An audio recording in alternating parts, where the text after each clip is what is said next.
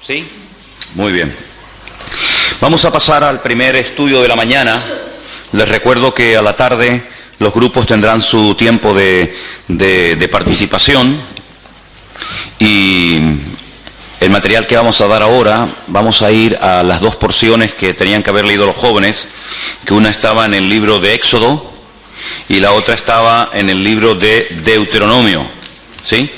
Empecemos primero por la del libro del Éxodo, que era Éxodo capítulo 17, Éxodo capítulo 17.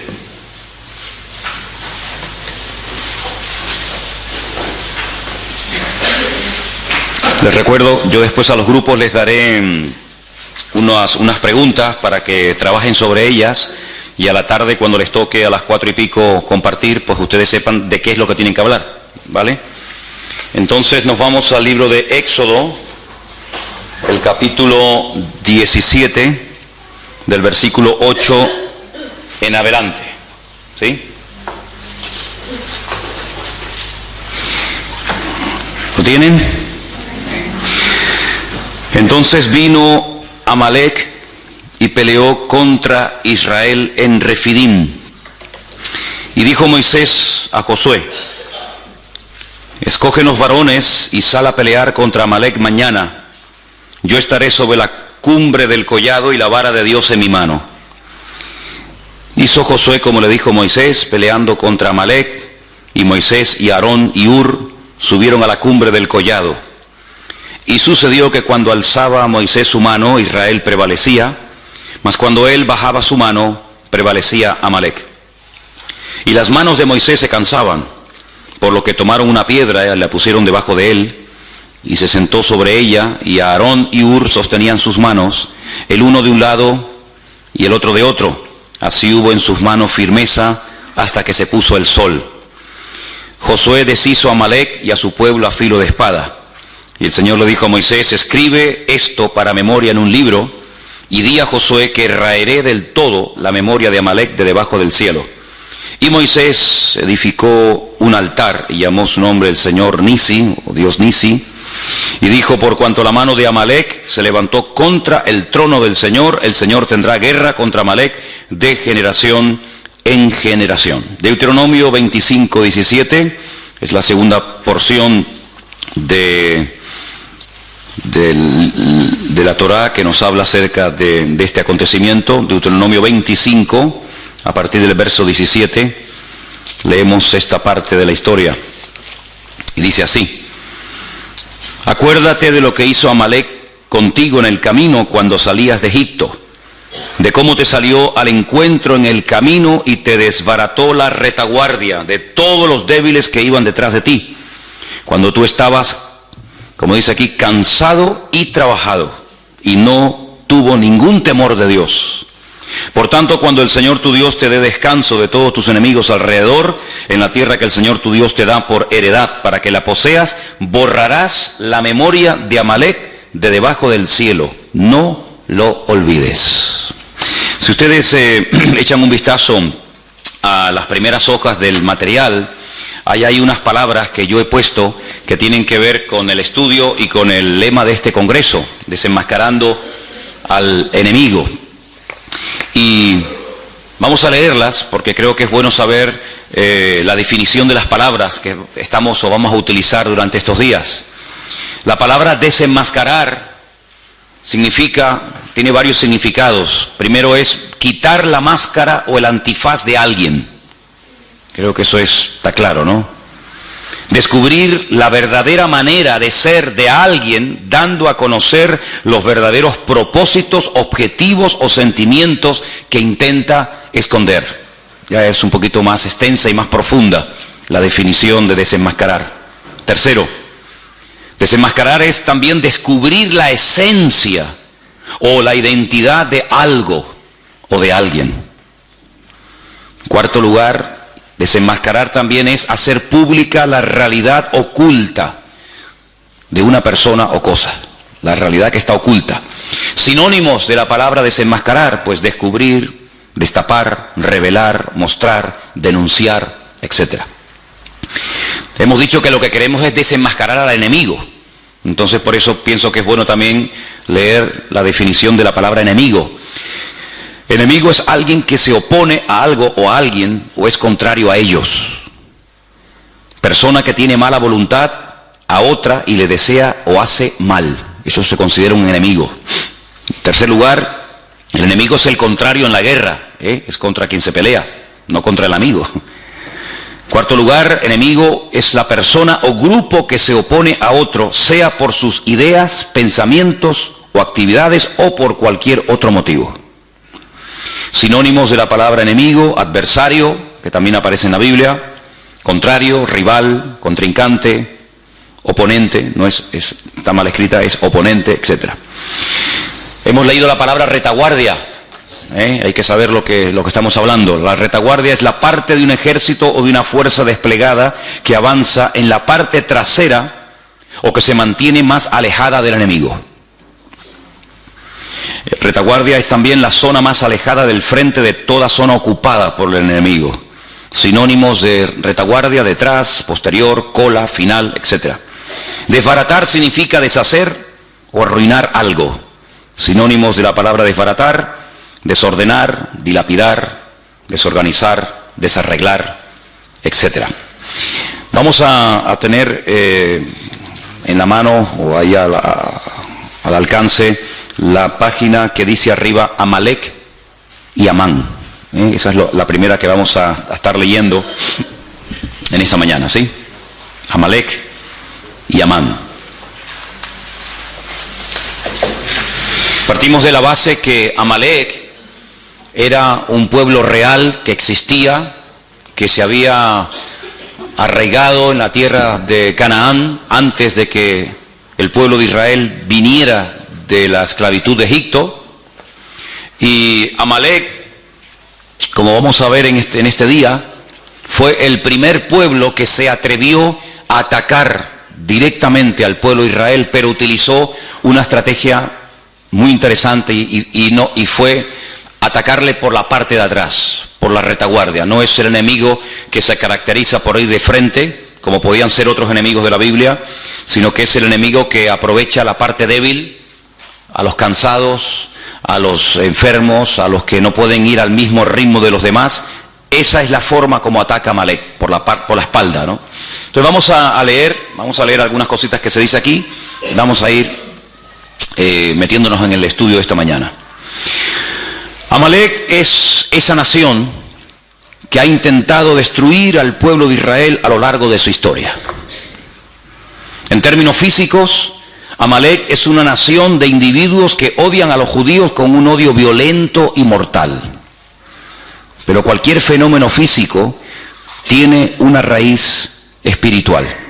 Todo fenómeno físico no es más que una fuerza espiritual que se manifiesta en el mundo. Hemos dicho en más de una ocasión que lo natural en muchas ocasiones es un reflejo de lo espiritual. Cuando tú vas, por ejemplo, caminando y ves tu sombra en el suelo, la sombra no eres tú, la sombra es un reflejo de lo que tú realmente eres. Pero lo que vemos es la sombra, pero lo que vemos es un reflejo de lo que no se puede ver, ¿de acuerdo? Entonces, cuando ocurre algo en el mundo natural, el hombre que no tiene el Espíritu de Dios no puede interpretar, no puede leer, ni siquiera se percata de que detrás de ese fenómeno aparentemente normal, algo que ocurrió como producto de la casualidad o como una intervención de la naturaleza, pues él no sabe leer lo que está pasando, ¿no? Detrás de una situación, detrás de una guerra o detrás de cualquier situación. Sin embargo, queremos insistir en esto. Para nosotros los creyentes, los acontecimientos aparentemente normales y naturales de la vida tienen una lectura diferente, una lectura, digamos, también de tipo espiritual, porque lo natural es un reflejo de lo espiritual. Entonces, el apóstol Pablo, que era conocedor de esta gran verdad que estamos diciendo en esta mañana, cuando él escribe en la primera carta a los hermanos de la iglesia de Corinto, les dice que cuanta cosa ocurrió en el Antiguo Testamento, desde que salieron de la tierra de Egipto hasta que llegaron a la tierra prometida, dice, todo aquello fue una especie de sombra, Todo aquello es un ejemplo natural de lo que está ocurriendo en el mundo espiritual y sobre todo en el tiempo en el cual vivimos nosotros hoy en día. Los enemigos naturales que tuvo que enfrentarse Israel, como los amalecitas, los amorreos, los jebuseos, etcétera, pues simplemente son un ejemplo, un botón de muestra objetivo, visible, de esos enemigos espirituales con los cuales tendría que enfrentarse el pueblo de Dios a lo largo de la historia. El faraón es un tipo de Satanás. Moisés es un tipo de Cristo, el personaje, el instrumento que el Señor utiliza para liberar, para sacar de la esclavitud al pueblo de Israel. La tierra prometida es un ejemplo de nuestra nueva vida en Cristo, de cómo podemos disfrutar de una libertad, cómo podemos servir y conocer al Señor, etcétera, etcétera. Así que todo lo que vamos a estar viendo acerca de Amalek, si bien es cierto que ocurrió realmente y hubo un pueblo que existía que se llamó Amalek, Amalek es el tipo. Hay dos figuras de dicción muy importantes en la Biblia, las iremos estudiando Dios mediante ahora en estas clases de hermenéutica que hemos comenzado. Y una es el tipo y otra es el antitipo. El tipo es lo que prefigura, lo que anticipa lo que va a suceder en el futuro. Y cuando tú ves el cumplimiento de ese tipo en la persona real o en el acontecimiento real, eso es el antitipo, ¿vale? Entonces, Amalek es un tipo de todos los enemigos que a lo largo de la historia se enfrentarían no solamente con el pueblo de Israel, sino con todos los creyentes en el Dios de Israel, ¿vale? Seguimos leyendo el párrafo número 2, así que quédate con esto. Todo fenómeno físico no es más que una fuerza espiritual que se manifiesta en el mundo. Amalek representa, por lo tanto, esa fuerza que desea destruir al pueblo de Dios y a su destino, su propósito. Ahora, ¿qué fuerza espiritual es la que representaba en su momento el pueblo de Israel? ¿Por qué tanto empeño en destruir a ese pueblo? Porque el pueblo de Israel tenía el deber de la presencia de Dios en el mundo.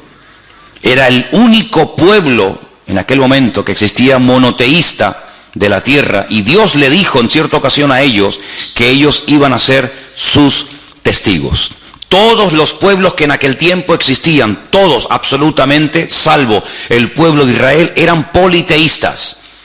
Hay una lista enorme en la Biblia de dioses que se adoraban en aquel tiempo: Quemos, Milcón, Moloc, Baal, Astarte y tantos, ¿va? El único pueblo que tenía la creencia en un único Dios, creador del cielo, de la tierra y de todo lo visible, era el pueblo de Israel. Por lo tanto, si a un enemigo se le ocurría, como el caso de Amalek, atacar y destruir al pueblo de Israel, automáticamente la tierra quedaría sin testimonio. La tierra quedaría sin un botón, sin un punto de referencia de que había un Dios único y verdadero, que en aquel momento la obligación de Israel era proclamarlo y anunciarlo a los cuatro vientos sobre toda la faz de la tierra. Por lo tanto, cuando leemos, y lo hemos hecho en esta mañana, que Amalek realmente a quien ataca es al trono de Dios, pues uno puede darse cuenta de que el objetivo final de Amalek no solamente era destruir físicamente a una serie de personas llamadas en aquel tiempo el pueblo de Israel o judíos, sino que el objetivo de Amalek era que en la tierra no hubiera testimonio de que un día hubo un Dios que creó el cielo, la tierra, las naciones, los peces, al hombre, etcétera, etcétera, y por lo tanto es como si hubiera matado a Dios. La existencia de Dios queda borrada. No hay testimonio, no hay vestigio en la historia de que hay un Dios creador, porque el único pueblo que lo representaba y creía en él y le honraba y le servía era esta gente. Al desaparecer, al destruir a este pueblo, automáticamente ya a Dios no se le ve por ninguna parte. Entonces, por eso cuando leemos que Amalek se levanta contra el trono de Dios, la palabra, la expresión trono de Dios representa su soberanía, su dominio, su majestuosidad, su presencia, su existencia en el mundo. Eso es lo que significa el trono de Dios, ¿de acuerdo? Fijaros que, por ejemplo, antes de Amalek, Satanás, vamos a leer esas porciones también seguramente en esta mañana. Satanás, él lo que intenta es destronar a Dios.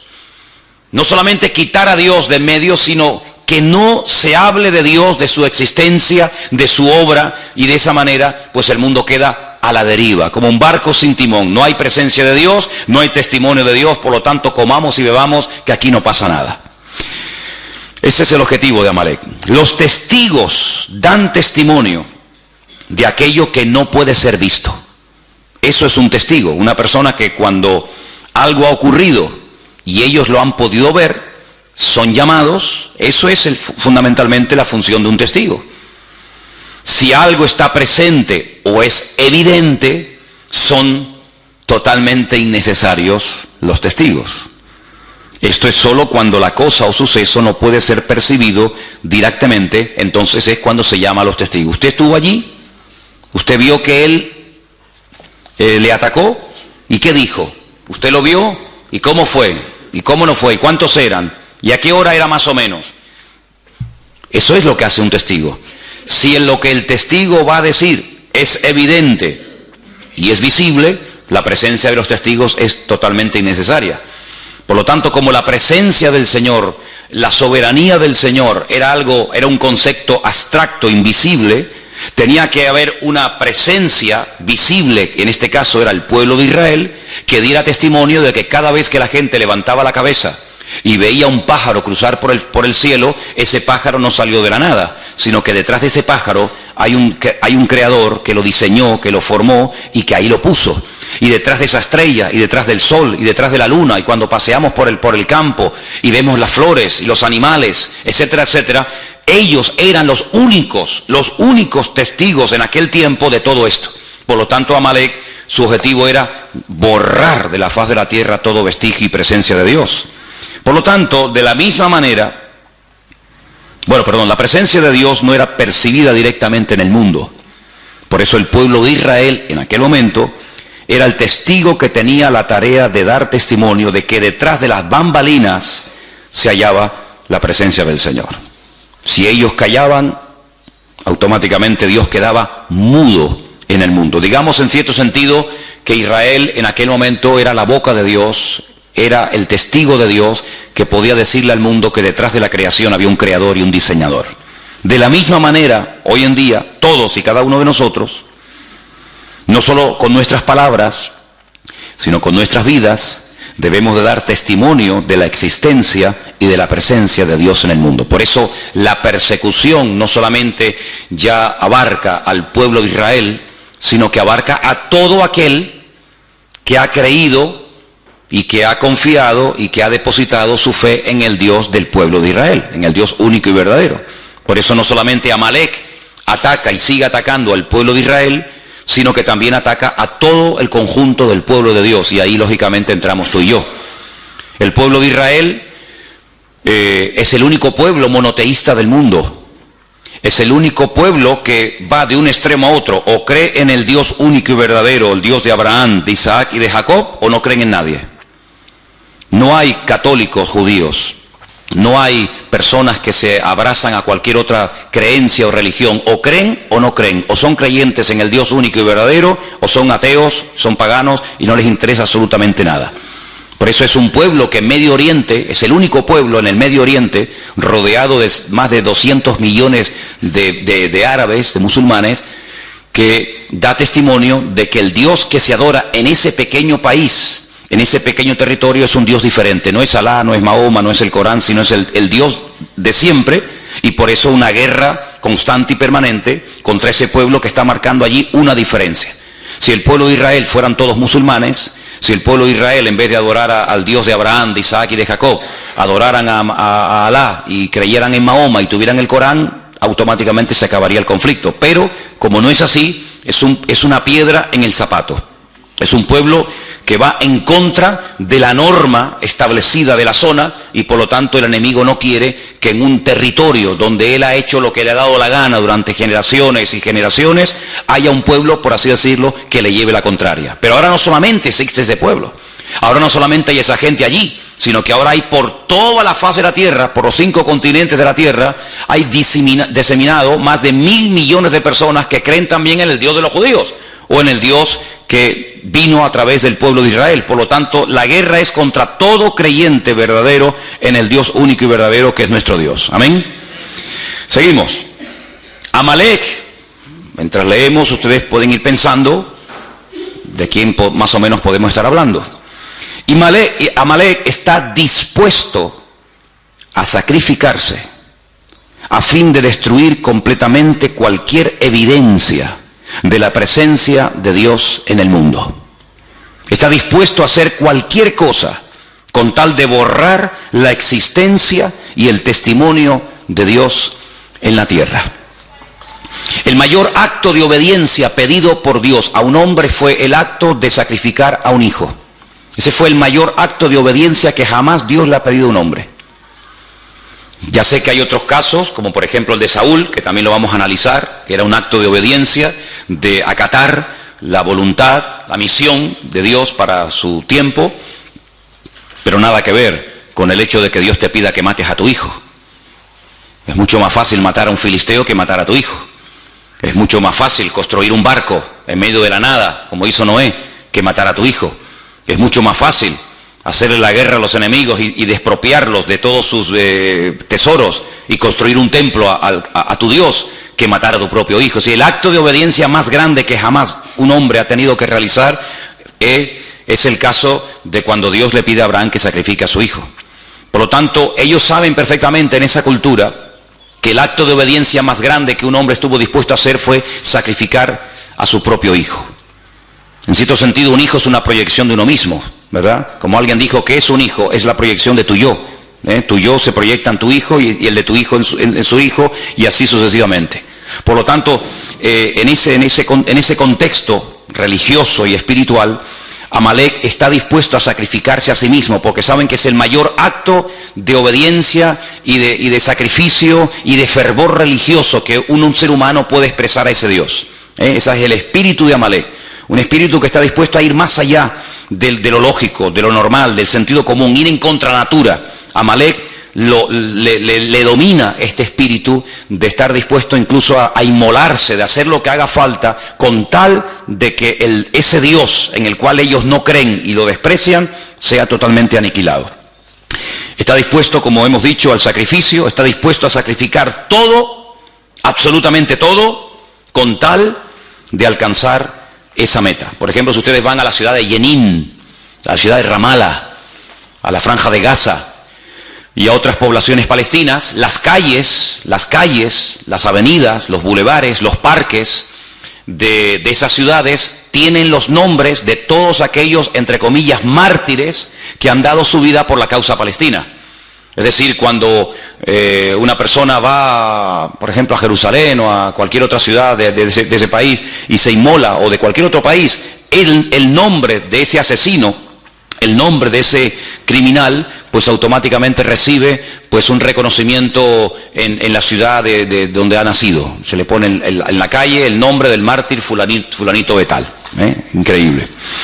Entonces está dispuesto a sacrificar todo lo que tiene con tal de llegar a esa meta. Amalek es la distancia, ahora entramos en otro concepto, es la distancia entre lo físico y lo espiritual. En ese espacio, ese es el terreno donde él vive y se mueve como pez en el agua. Y está dispuesto a sacrificar su vida para defender ese espacio.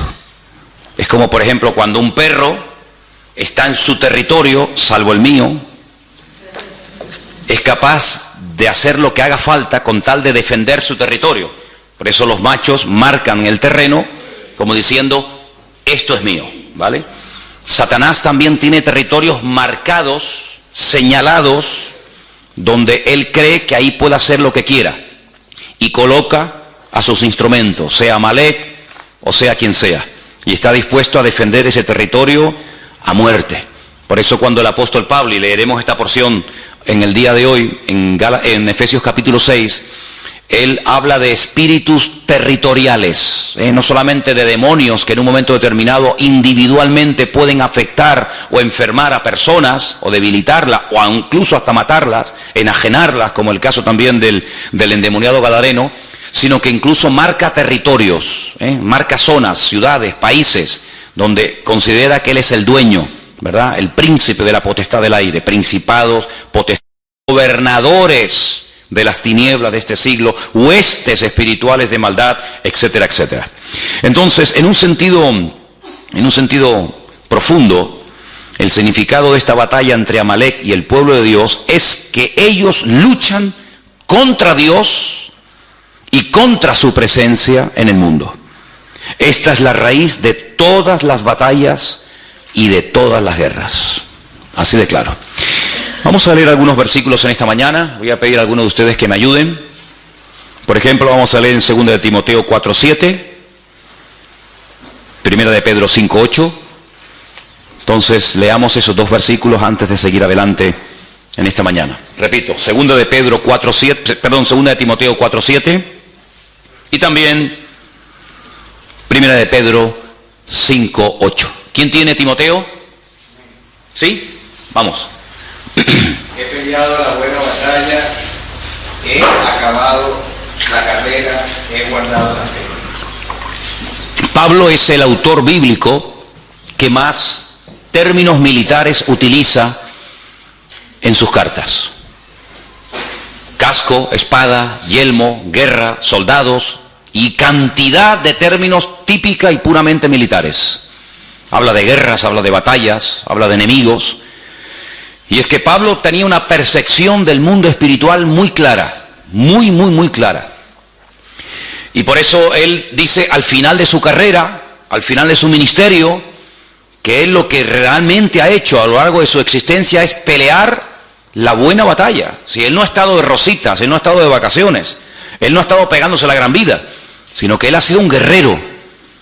Él llegó incluso a decir, yo traigo en mi propio cuerpo, físicamente hablando, marcas de las pedradas, del martirio, de los zarpazos de los leones, de lanzas, en fin, de tantas y tantas cosas.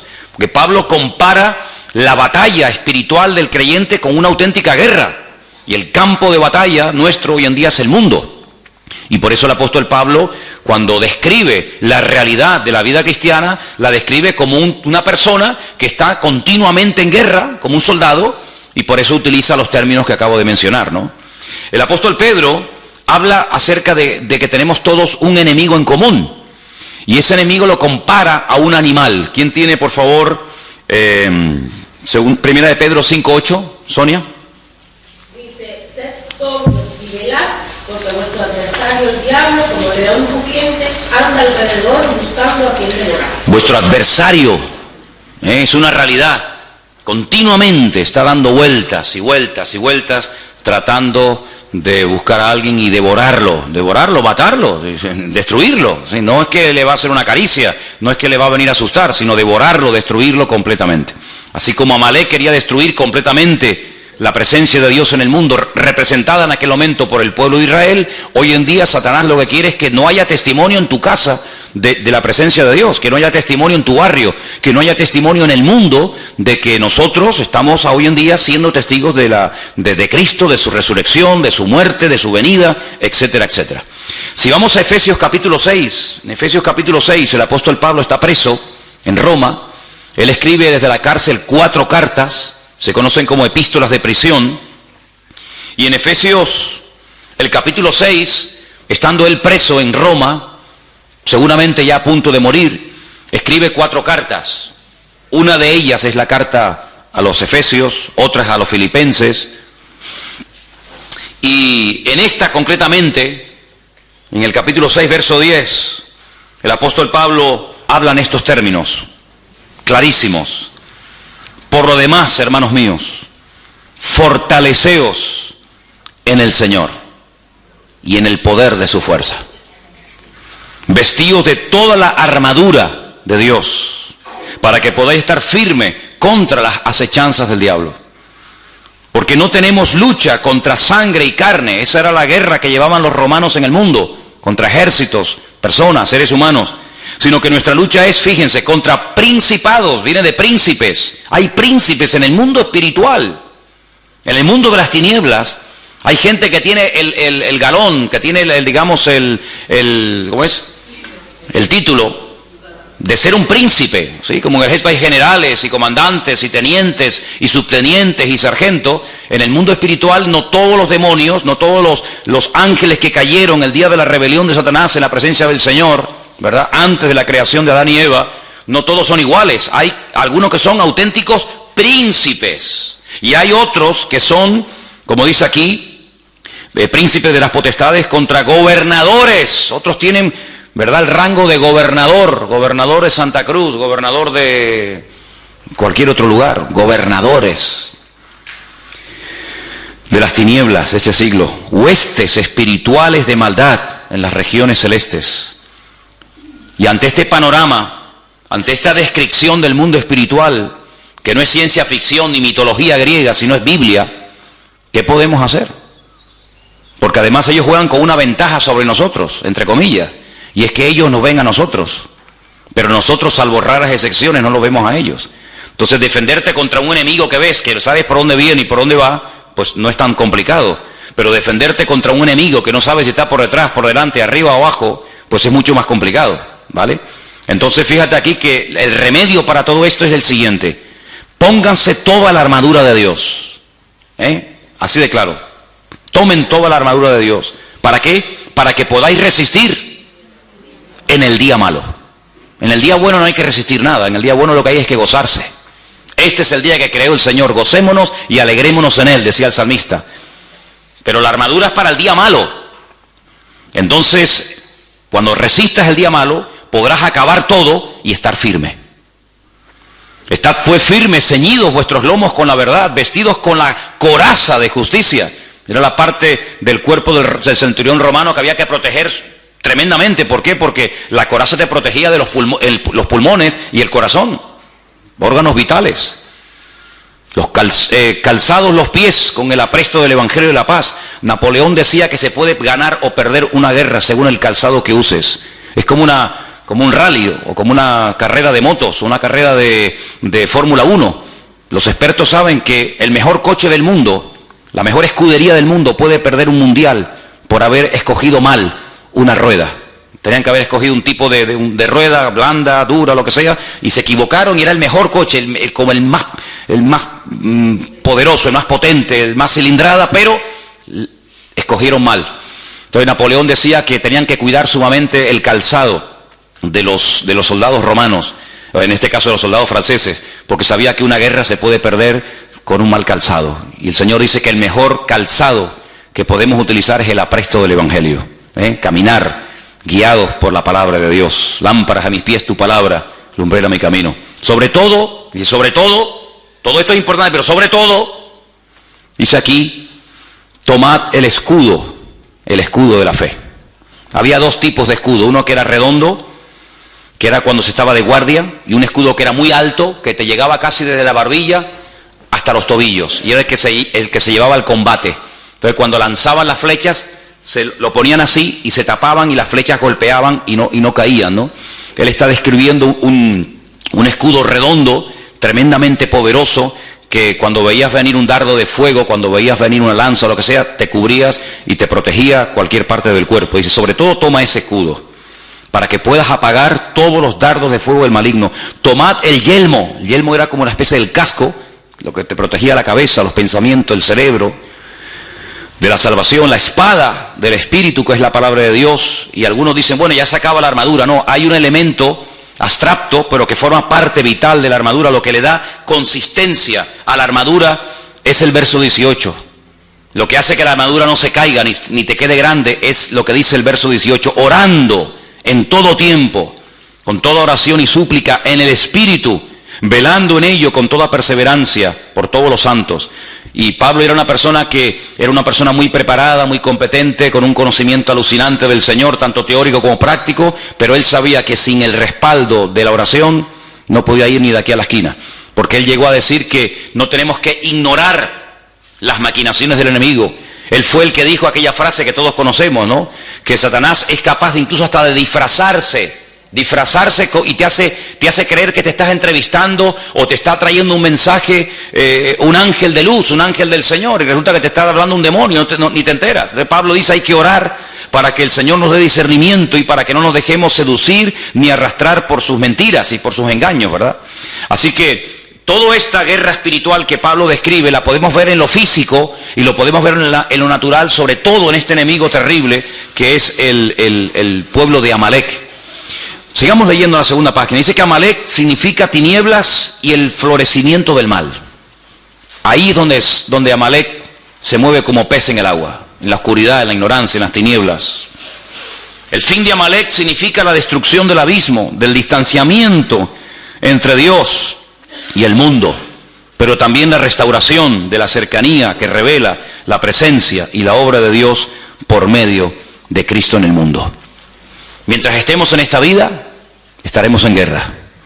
Mientras estemos vivos, tenemos que estar velando y orando, como se decía en esta mañana, porque no estamos aquí de paseo, sino estamos aquí para dar testimonio, estamos aquí para hacer luz, para marcar una diferencia, y Satanás va a hacer todo lo posible por evitar que nosotros cumplamos con nuestro objetivo.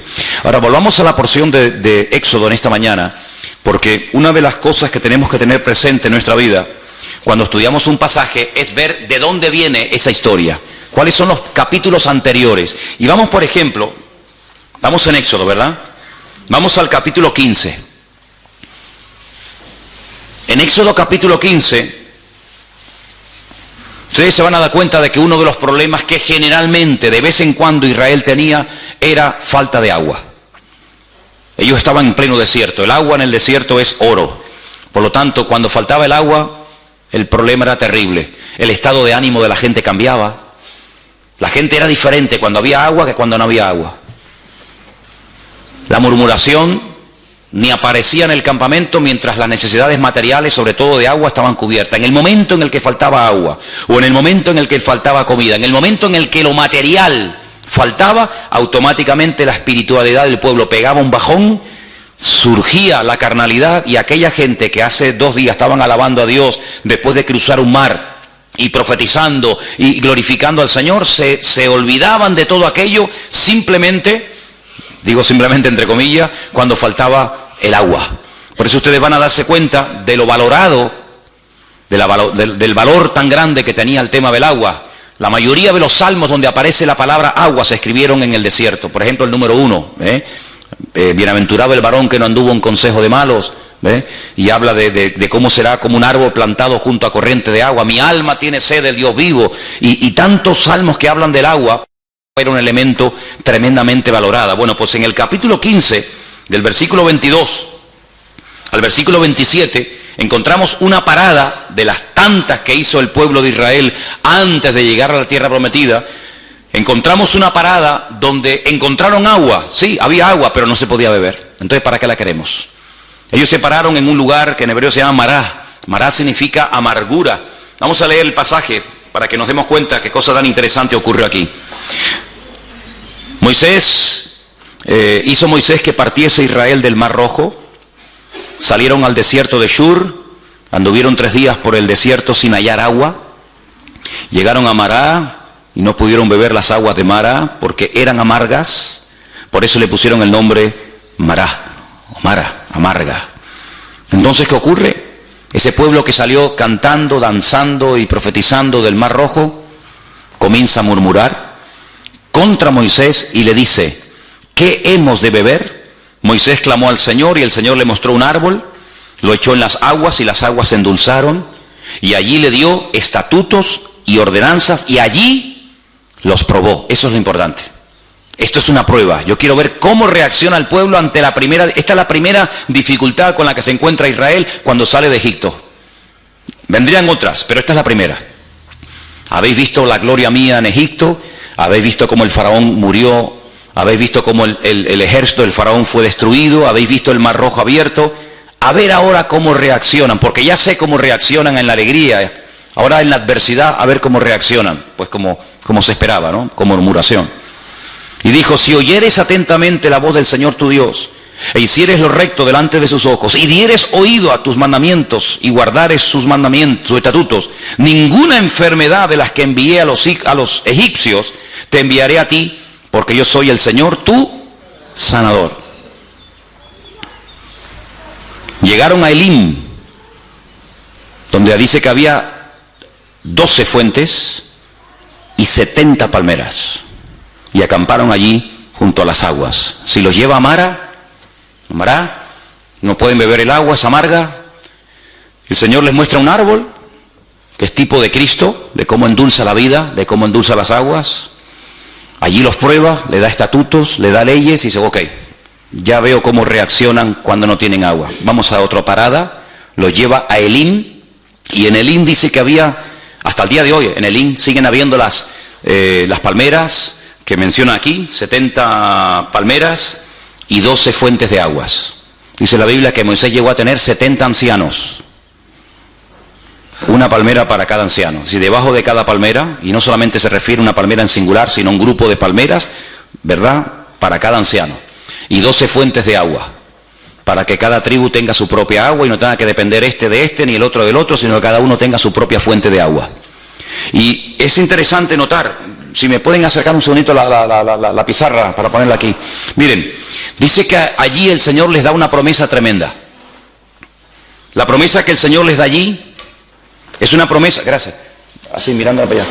La promesa que el Señor les da a esta gente es que si ellos se comportan y obedecen al Señor y no meten la pata y se someten al Señor y piden perdón y llevan una vida, digamos, correcta, pues ninguna enfermedad les afectaría. Ahora, si un día hacemos un estudio detallado de cuántas enfermedades menciona la Biblia, nos quedamos asombrados. Porque incluso en los tiempos en los que el Señor le dio la palabra al pueblo de Israel, había enfermedades que no existían. Pero ellos podían activar una serie de enfermedades que no existían. Les dijo, si ustedes me obedecen, si ustedes se someten a mi palabra, si ustedes viven en sometimiento a mi palabra, a mis estatutos y a mis leyes, ninguna enfermedad de las que mandé a los egipcios se la mandaría a ustedes. Pero si ustedes no me obedecen, y comienza a mencionar enfermedades que hasta ese momento ni existían en el mundo. Luego, el tema del perdón, el tema de vivir cerca del Señor es muy interesante. Por ejemplo, tú tienes buena letra, ¿no, Daniel? Pon ahí, pon la palabra Mejilá. Apunten ahí si quieren esto. La palabra Mejilá, con J. La palabra Mejilá significa perdón, en hebreo, perdón. Eso es. Y una palabra que él va a poner abajo, que es la palabra Majalé, significa enfermedad. Mejilá, perdón, Majalé, enfermedad.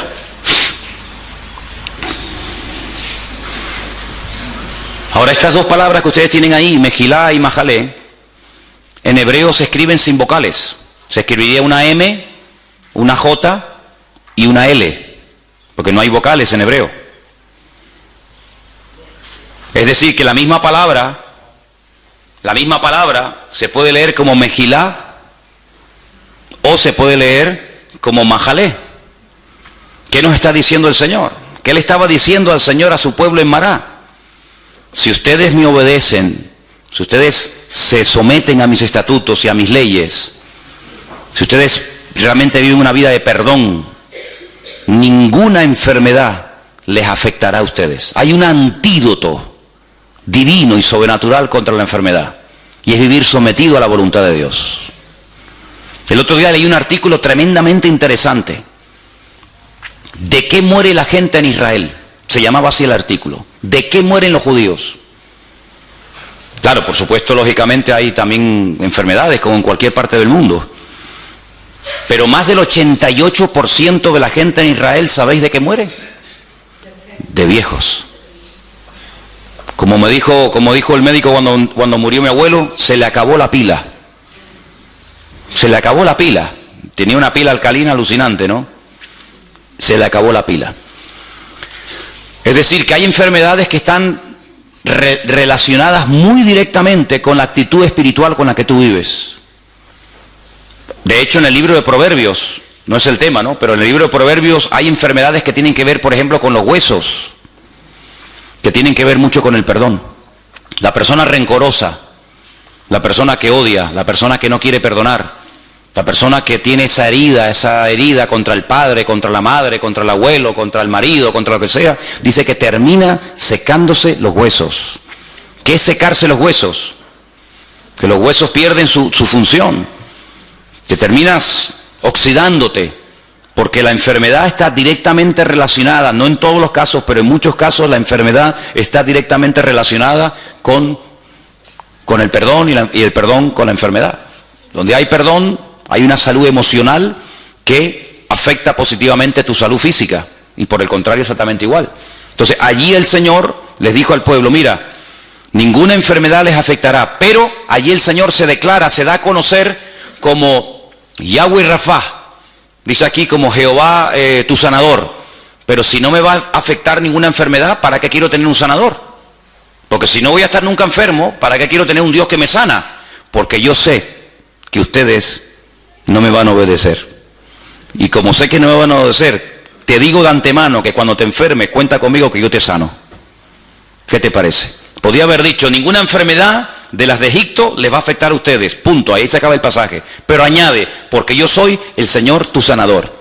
Pero si no estoy enfermo, ¿para qué quiero que me sane? Es que yo sé que tú te vas a caer en enfermedad, porque vas a hacer todo lo contrario a lo que yo te estoy enseñando en este lugar. Nuestra vida delante del Señor tiene un valor incalculable. El Señor dio su vida por todos y por cada uno de nosotros. El Señor está muy en serio, se ha tomado muy en serio, sinceramente, nuestras vidas. De hecho, hasta el día de hoy yo creo que no tenemos ninguna queja, no hay ninguna objeción, no hay nada que podamos decir, mira, el Señor me ha fallado en esto y en esto. El Señor no nos ha fallado absolutamente en nada, ¿no? Pero si hay algo en tu vida que no está bien, algún pecado oculto, alguna actitud que no es bíblica, que no es correcta delante de Dios, y termina este retiro, y mañana domingo no, porque hay culto, pero el lunes de la semana que viene, vuelves otra vez a los mismos hábitos, a la misma historia, pues es como si hubieras perdido tiempo. Yo creo que hemos hecho un alto en el camino, mientras el mundo está ahí con sus desmadres y con sus historias y con sus rollos. Nosotros hemos decidido un poco separarnos, aislarnos, venirnos a este lugar y no solamente escuchar palabras, no solamente tomar apuntes y cantar y estar un rato entretenidos, sino que la idea un poco ha sido y es el aislarnos de todo ese ambiente y plantearnos delante del Señor. Le voy a dar importancia a lo que el Señor le da importancia a mi vida. Hemos hablado mucho acerca de Amalek, de cómo ataca, de cómo se mueve, de cómo podemos en un momento determinado abrir una brecha, abrir una puerta para que el enemigo tome el lugar. Y todo eso, hermanos, todo eso tiene que producir un efecto en nuestra vida, ¿no? El otro día leí una historia o una anécdota que decía que si tenemos por ejemplo un pedazo de barro, de plastilina o de algo en lo cual se puede hacer una marca y cogemos un anillo y hacemos una marca, efectivamente el anillo deja una marca en esa plastilina o en esa arcilla, pero no lo cambia, no lo transforma, no deja la esencia del anillo en ese material. Y lo que no puede ser es que en nuestra vida el Señor venga, nos hable, nos confronte, nos exhorte, nos enseñe, nos empuje, etcétera, pero que después volvamos otra vez a lo mismo, ¿no? Yo pienso que sería una pérdida de tiempo y una auténtica desgracia el hecho de saber lo que el Señor quiere de mi vida y no hacerlo, ¿no? Y bueno, en estos días los que hemos estado hablando mucho acerca de un personaje llamado Amalek, que como hemos dicho ya en más de una ocasión en estos días, fue un personaje real. Era una tribu, digamos, de salvajes que vivían en la parte sur de Israel, ya lindando con la parte del desierto, llegando casi a la península del Sinaí.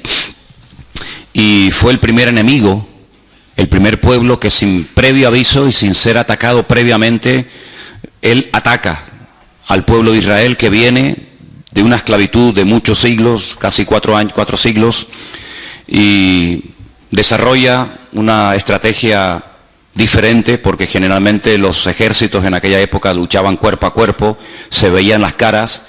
Sin embargo, Amalek tiene la osadía, dice que no tuvo temor de Dios, es una expresión típica de cuando tratamos el tema de Amalek, dice que no tuvo temor de Dios. Ellos sabían quién era esa gente, ellos sabían de dónde habían venido, Ellos habían oído los milagros impresionantes, únicos e irrepetibles que Dios había hecho por ese pueblo, y dice que al no tener ningún temor de Dios, no tener en consideración lo que Dios había hecho por ellos, ya te digo, sin previo aviso hacen así y les atacamos, ¿no?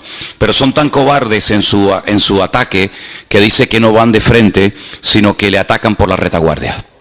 Es decir, le atacan por la parte de atrás y desbaratan la retaguardia, y dice que en la parte de atrás, dice la Escritura, que iban los cansados, los débiles, las personas que no podían ir al ritmo de los que iban en cabeza. Y entonces, cuando se dieron cuenta, Amalek se había introducido dentro del pueblo y decían, pero ¿dónde está el enemigo? Si no lo vemos, ¿no? Está detrás, ahí está matando a mujeres y a niños y a los pobrecitos que no tienen fuerza, ¿no?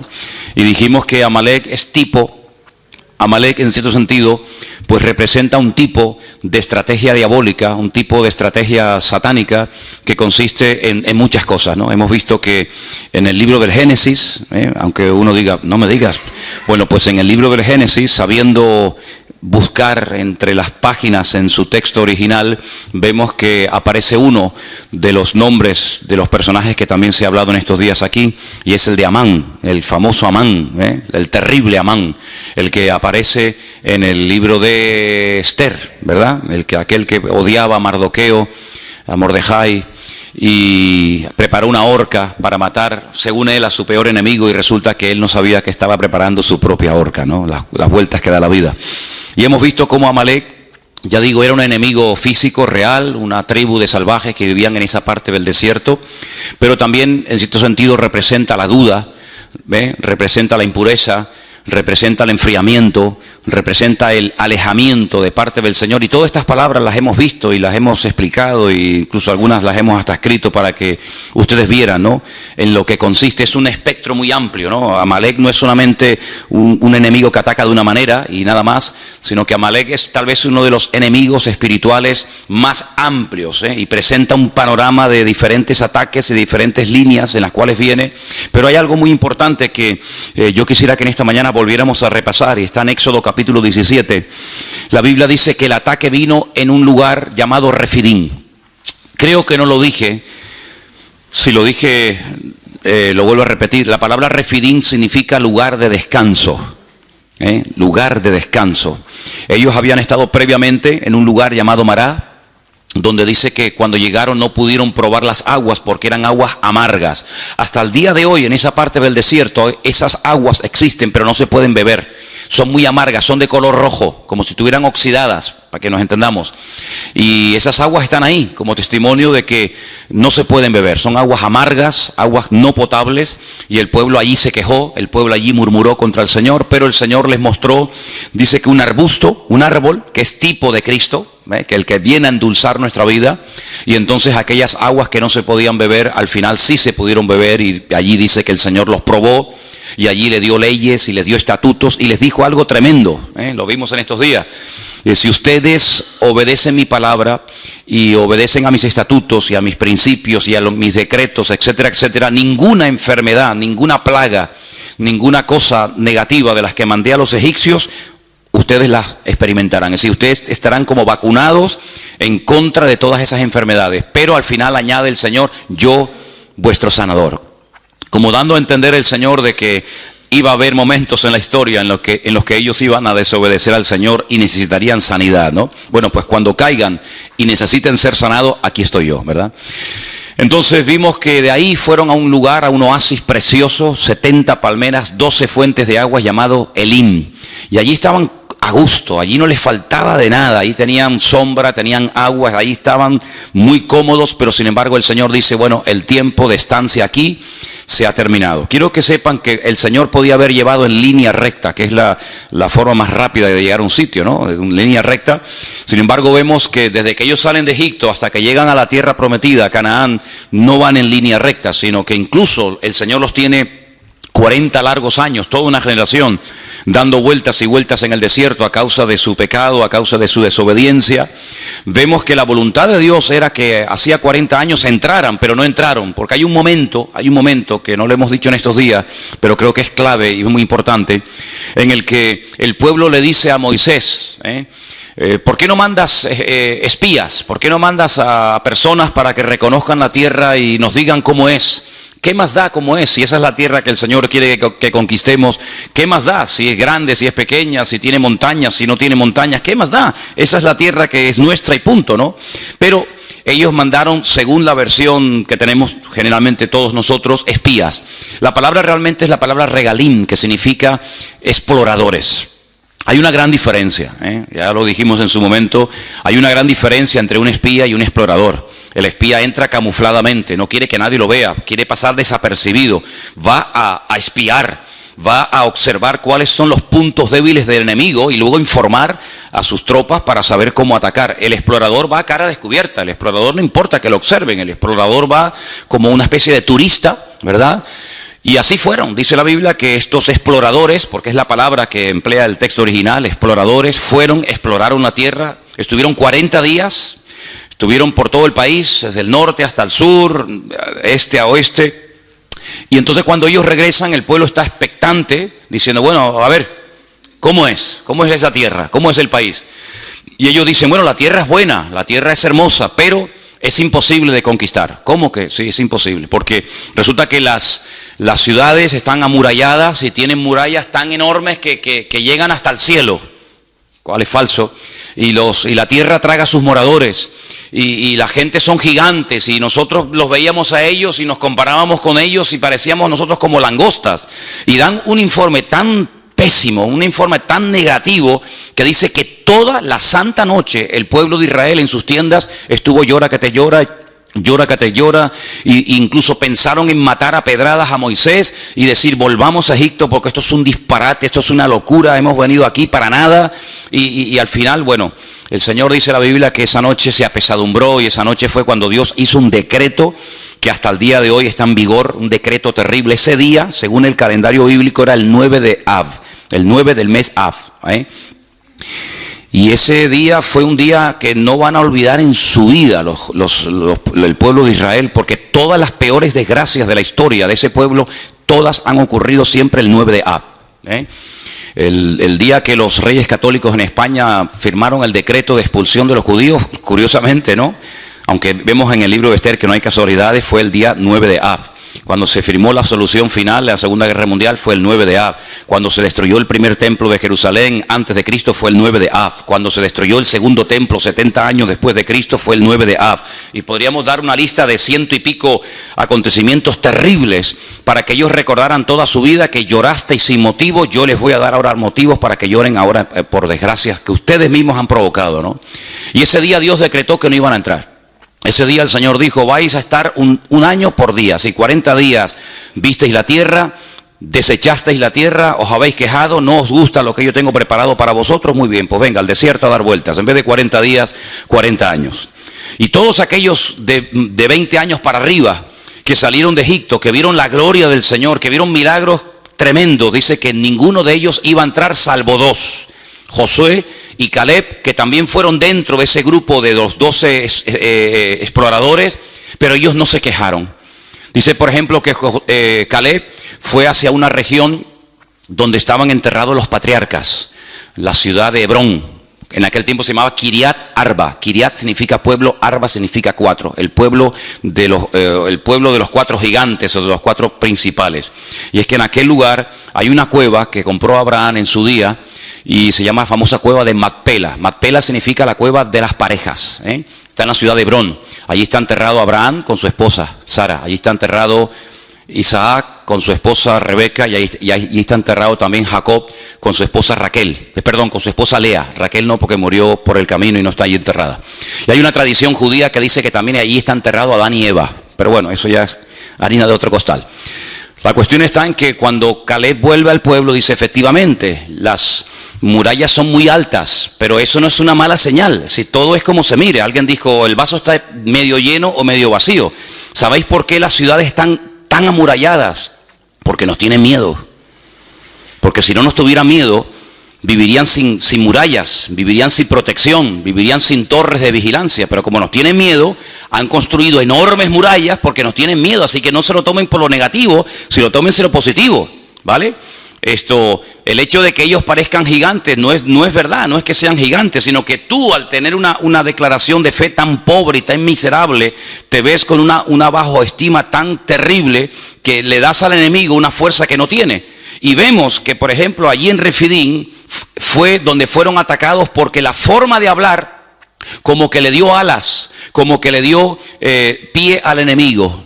Ahí fue allí cuando el Señor suple el agua de una forma milagrosa, pero hay un momento en el que ellos dicen, ¿pero Dios está o no está con nosotros? Si ustedes pueden, por ejemplo, leer en el capítulo 17 de Éxodo, versículo 7, dice, ¿está Dios o no está Dios con nosotros?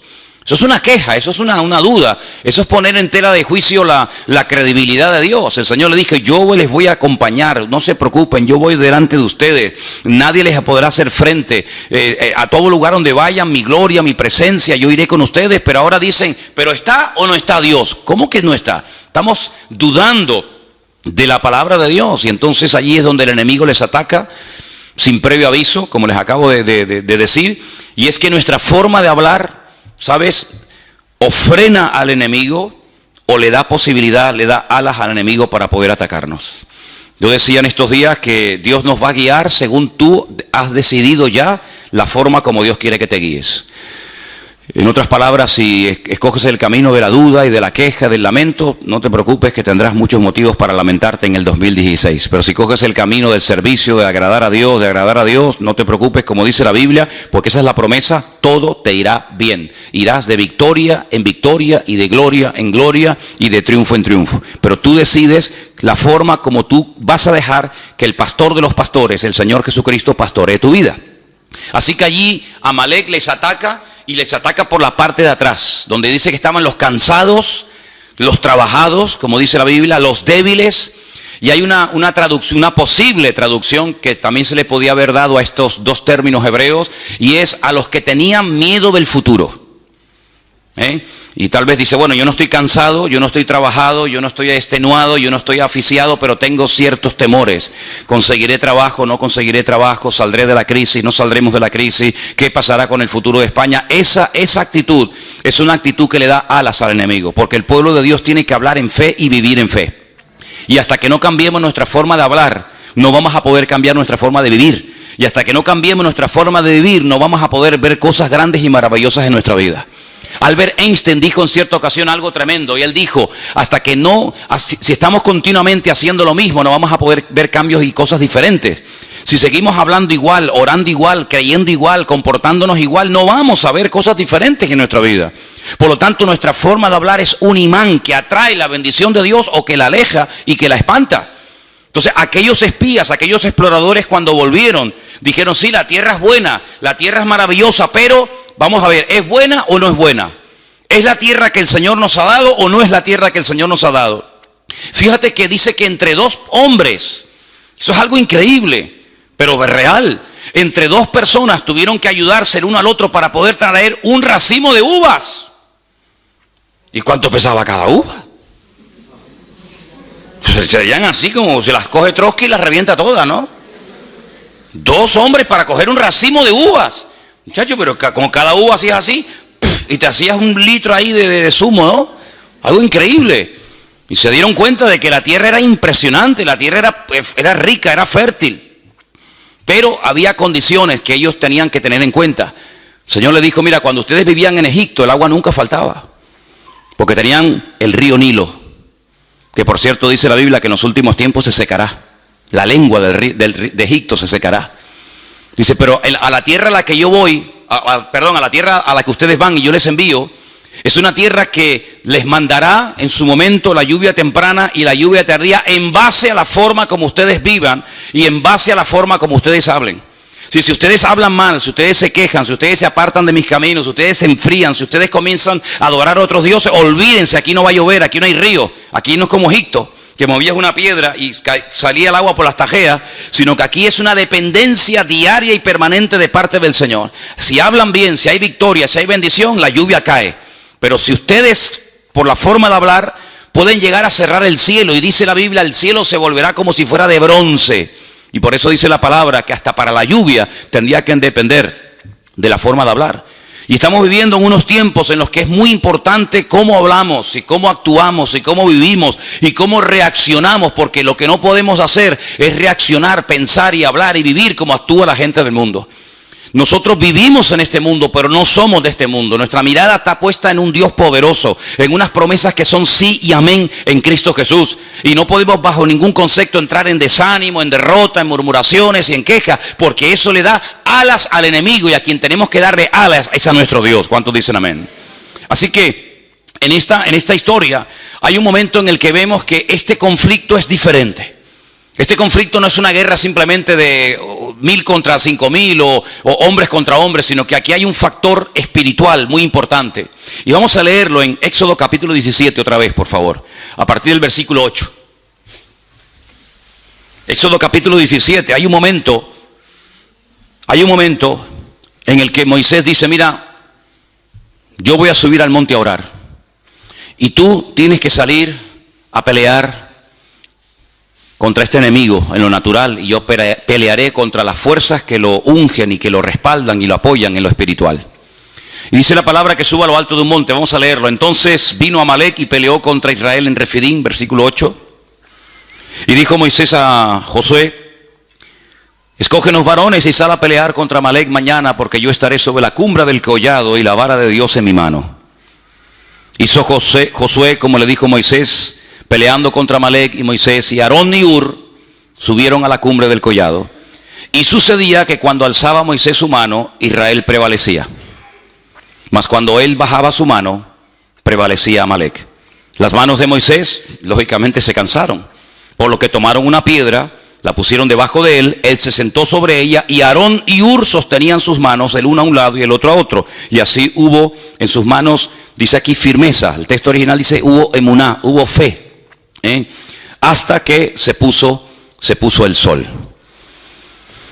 Dije el otro día que gracias a estos dos hombres, Aarón, que es muy conocido porque es el hermano carnal de Moisés, y gracias a Hur, Moisés tuvo firmeza, Moisés tuvo la capacidad, la constancia de poder tener sus manos levantadas por encima de su cabeza y ver una aplastante victoria sobre el enemigo. Pero ¿quién era este Hur? No lo dijimos, pero vamos a decirlo ahora. Hay varios versículos que quería compartir con ustedes.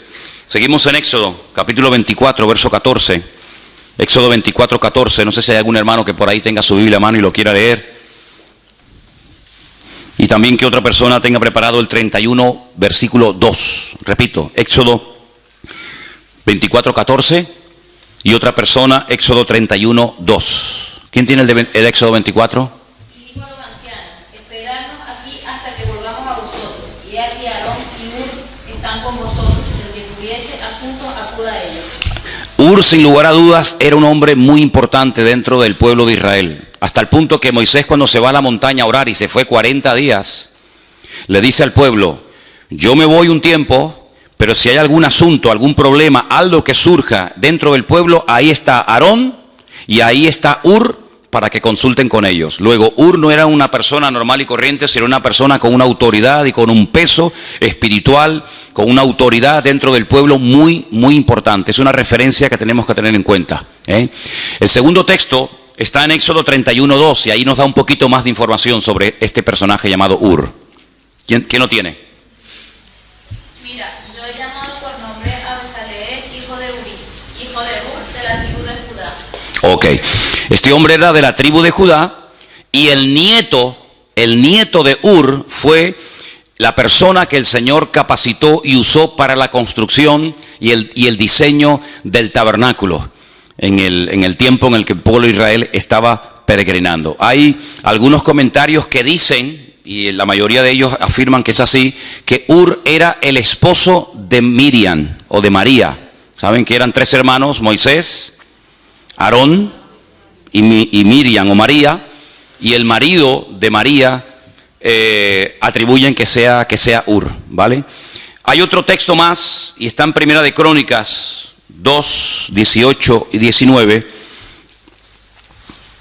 y es el último texto referente a Hur que vamos a leer. Primera de Crónicas 2, 18 y 19.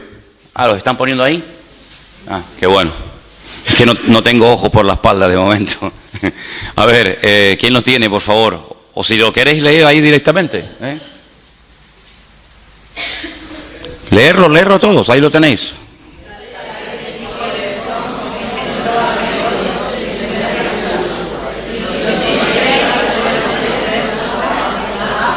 Pasa al siguiente.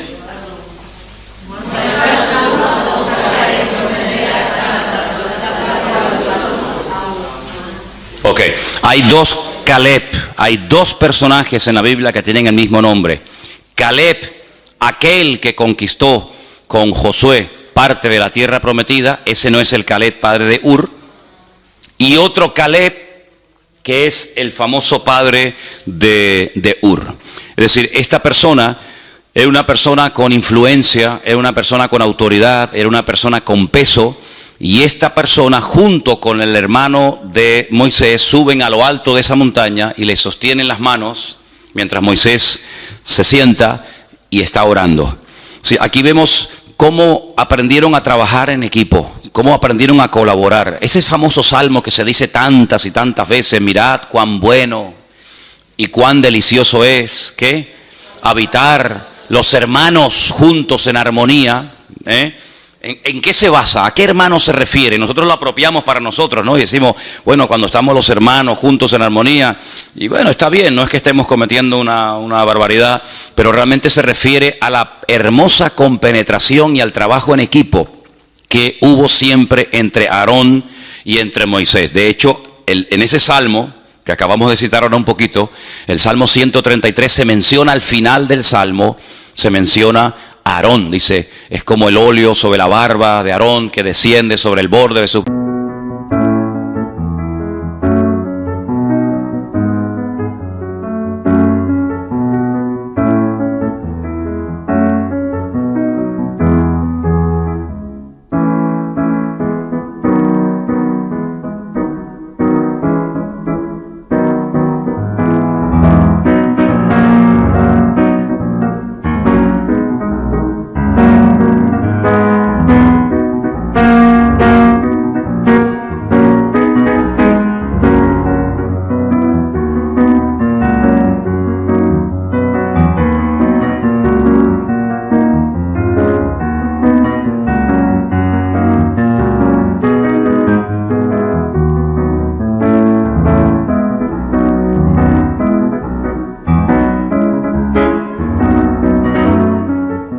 vestidura, ¿verdad? Y allí bien.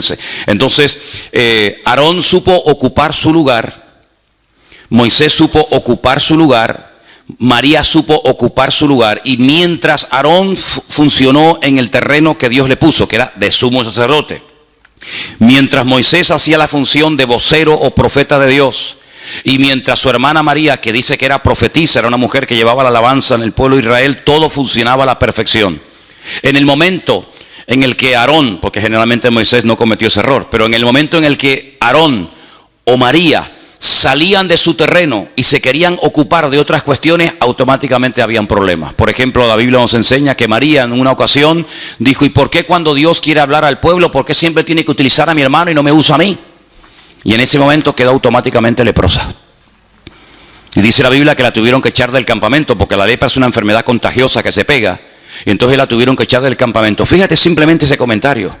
¿Por qué cuando el Señor quiere transmitir una palabra, un mandamiento, una exhortación, por qué siempre habla a través de mi hermano y no me usa a mí?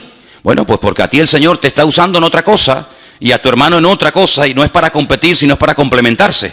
Y cuando tú no estás contenta con el don y con el ministerio y con el llamado y con el sitio donde Dios te ha puesto, estás abriendo la puerta, en este caso, a una tremenda enfermedad. Por eso en estos días, bueno, esto que has dicho de las enfermedades, de los distintos miembros del cuerpo, bueno, yo dije que hay enfermedades, como dice por ejemplo Proverbios, que trae dolencias a los huesos, pero muchas enfermedades de la piel, muchas enfermedades cutáneas, cuando tú vas a los libros del Antiguo Testamento, son producidas por una incorrecta forma de hablar. ¿Vale? Entonces vimos cómo la palabra perdón y la palabra enfermedad en hebreo es la misma, aunque se pronuncia un poquito diferente, porque hay una relación entre algunas enfermedades y una falta de perdón o una mala actitud o una forma incorrecta de hablar, ¿verdad? Cuando Aarón no está contento con su posición como sumo sacerdote y en vez de él ejercer su función le da demasiado libertinaje y demasiada rienda suelta a sus hijos, se produce un caos y un desastre en el campamento hasta el punto que la Biblia dice que se tiene que abrir la tierra y tragar y murieron sus hijos, y el Señor le dijo: y dile a Aarón que no llore por la muerte de sus hijos, y le prohíbo ir al funeral y al entierro de sus hijos. Y es una cosa tremenda, porque cuanto más arriba uno sube, cuanto más autoridad y cuanto más peso espiritual tiene una persona sirviendo al Señor, lógicamente más serán las exigencias que el Señor le pide de ellos. Yo siempre he dicho, no es lo mismo, y lo digo esto de verdad con todo respeto, ¿no? No es lo mismo que usted venga a la iglesia y se siente y se vaya y no pasa nada. No es lo mismo que un pastor, no es lo mismo que uno que está en alabanza, no es lo mismo que una maestra de escuela dominical. A esos hay que exigirle no mucho, sino todo. ¿Por qué? Porque tienen que ser ejemplo a la congregación. Una maestra de escuela dominical tiene que llegar primero que los alumnos. No van a llegar los niños primero que su maestra. Cuando hay un campamento de niños, los primeros que tienen que estar dando el callo, ¿quiénes son? Las maestras de la escuela dominical. Y si no, quédese usted en su casa o dedíquese a otra cosa. Pero las maestras de la escuela dominical tienen que ser las primeras. Y si usted no quiere ser la primera, usted no vale para maestra de escuela dominical, valdrá para otra cosa. Y yo como pastor, pero no me exija mucho, hermano. Yo un día vendré y otro día no. Imagínense. Oye, ¿quién va a predicar hoy? Bueno, tenía que predicar Manolo, el pastor, pero no va a venir porque dice que está un poco desanimado.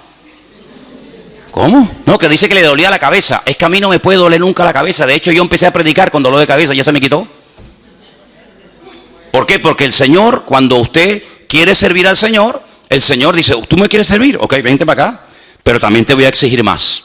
Porque el viento donde pega más fuerte es arriba en la copa del árbol y no en las raíces. Y allí donde el Señor pone a algunas personas, pero también la exigencia lógicamente será mayor. Entonces, Aarón entendió que su función no era la de profeta, sino la de sumo sacerdote, y cuando lo entendió y ocupó su lugar, miren esos hermanos, qué armonía hay entre ellos, cómo no va a haber bendición y vida eterna, y cómo no va a derramar el Señor su unción y su gracia cuando están los hermanos juntos en armonía. Pero cuando están juntos pero separados y revueltos, se va la bendición de Dios. ¿Cuántos dicen amén? Entonces nosotros tenemos que partir de la base de que nuestra forma de hablar, y tienes que salir de este retiro con esto en la cabeza: tú no puedes hablar de cualquier manera, porque la forma como tú a partir de hoy hablas o hables, eso va a marcar una diferencia en el mundo espiritual. Esta palabra prevalecía. Cuando Moisés levantaba la mano, el pueblo de Israel prevalecía, y cuando las bajaba, prevalecía Amalek sobre Israel. Es muy interesante, porque en el último libro de la Biblia que estamos estudiando en Santa Cruz últimamente otra vez, aparece la palabra prevalecer. Y fíjate qué interesante. Dice que cuando los santos oraban en la tierra, es decir, cuando se dirigían al Señor, cuando clamaban al Señor, los ángeles en el cielo prevalecían contra los demonios. Es decir, cuando la iglesia toma su posición de autoridad, cuando la iglesia emplea el poder de la lengua, pero no para dañarse, no para cuestionar, no para criticar o para murmurar o lamentarse, sino que emplea el poder, el instrumento de la voz, de las palabras, para dirigirlas al Señor, eso como que le da fuerza a los ángeles y le da fuerza en el mundo espiritual para que el enemigo lo podamos tener a raya. Por eso, hermano, tenemos que salir de aquí con la idea bien clara de que la forma como usted va a hablar a partir de hoy va a ser un imán que va a atraer la bendición a tu casa, o la va a espantar y la va a alejar. Por eso cuando en casa comencemos a hablar o a opinar o a no sé qué, o como a comentar negativamente, cortemos inmediatamente ese comentario. ¿Por qué? Porque la forma como nosotros hablamos es lo que va a marcar la diferencia en el mundo espiritual. Porque todo esto tiene un precedente, y el precedente está en el libro de Génesis capítulo 1, cuando dice la Biblia que Dios hablaba y las cosas cambiaban. Claro, el poder de Dios en su palabra es lógicamente superior a nuestro. La palabra de Dios se cristaliza, se materializa, ¿verdad? Dijo Dios: sea la luz, y se hacía la luz. En nuestro caso no es así. Pero lo natural, ya lo he dicho 1.000.000 de veces, es un reflejo de lo espiritual. Si Dios hablaba y cambiaban cosas, quiere decir que nosotros como producto, como creación del Creador, cuando nosotros hablemos, también las cosas pueden cambiar para bien o para mal. ¿Cuántas personas están tiradas por el suelo, no tienen ninguna autoestima, no confían en nada ni en nadie? ¿Por qué? Porque desde pequeños han sido bombardeados con palabras como: tú no sirves para nada, tú no vas a levantar cabeza, tú eres un burro, tú eres un cero a la izquierda, tú no sé qué, tú eres como tu padre, un vago. Y ¿cuántas veces pasa eso en la vida? Pero cuando el Señor nos llama, Él nos dice, ustedes son real sacerdocio, nación santa, pueblo adquirido por Dios, para que anuncien las virtudes mías, que yo les llamé de las tinieblas a su luz admirable. Y ustedes son más que vencedores, y yo estoy con ustedes, y nadie les podrá hacer frente en todos los días de vuestra vida. Y diga al débil, fuerte soy, hermano. Y entonces Dios nos levanta la autoestima, no el orgullo, sino la autoestima. Y comenzamos a hablar como Cristo hablaba. ¿Cuántos dicen amén? Y Él no permitía ni siquiera a sus más íntimos colaboradores o discípulos, Él no permitía que hablaran palabras incorrectas. Cuando aquel discípulo le dice, Señor, no vayas a la cruz, ¿para qué? Si a lo largo de la historia no te van a aceptar esta gente, ¿para qué vas a la cruz? Y el Señor le dijo, apártate de mí, Satanás, porque no estás poniendo la mira en las cosas de Dios, sino que te está dejando influenciar demasiado, excesivamente por las cosas de los hombres. Tienes una visión muy corta, ves a muy corto plazo. Pero hermano, nosotros tenemos que sembrar en fe. ¿Y cómo se siembra en fe? Con la palabra. Dios me va a bendecir, Dios me va a prosperar, yo voy a ser una persona usada, Dios me va a bendecir, Dios va a abrir puertas. Y dirá, bueno, pero esta es autosugestión, llámelo como quiera. Pero esa es la forma como el Señor quiere que nosotros hablemos. ¿Cómo estás? Bueno, aquí aguantadito. ¿Cómo que aguantadito? ¿Cómo estás? Y dicen algunos, bueno, tirando. ¿Tirando qué? Piedra estás tirando. ¿Cómo estás? Bueno, aquí echando días para adelante. Sí, las expresiones son múltiples y variadas. Hay para todos los gustos y colores. ¿Cómo estás? En victoria. ¿Cómo estás? Bendecido. ¿Cómo estás? Triunfante y glorioso. ¿Por qué? Porque todo lo puedo en Cristo que me fortalece. ¿Cuántos dicen amén? Así como tenemos que hablar, hermanos. Así como tenemos que hablar, hombre. Gloria a Dios. Dejemos esas expresiones a los del mundo. Dejémoslos que ellos hablen así. Quieren hablar así, que hablen así. Así les va. En el rastro que tenemos en Santa Cruz hay un chico que todos los días viene y siempre le pregunto lo mismo. Ya sé la respuesta. Es como ¿cómo era? La erotesis. La erotesis, ¿qué era? Hacer una pregunta que ya sabe la respuesta. Esa figura de dicción. Le digo, ¿qué? ¿Cómo estás? Y yo dentro digo, aguantadito. Y al segundo dice, aquí aguantadito. Él siempre dice lo mismo. Vivimos en un edificio en Santa Cruz hace años, ahí en la Rambla, y había un portero, el portero del bloque, y decía... ¿qué? No voy a decir el nombre porque a lo mejor lo conocen y vete entonces ahí hay algún familiar del portero aquí, ¿no? Digo, ¿qué? ¿Cómo estamos? Y siempre decía, siempre lo mismo. Así me decía tú. Digo, siempre lo mismo. Nos fuimos del edificio, él sigue viviendo allí y te aseguro que han pasado, no sé, 100 años desde que me fui de allí. Y yo le pregunto hoy a este hombre, ¿cómo está? Y te aseguro que, mira, me juego un brazo de que me diría...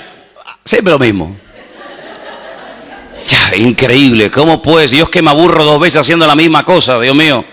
Yo que siempre tengo que estar haciendo algo, si no me aburro, ¿cómo voy a estar yo en un puesto de trabajo toda la vida? Siempre lo mismo, siempre lo mismo, siempre lo mismo, siempre lo mismo. Tío, qué vida más aburrida tienes, viejo.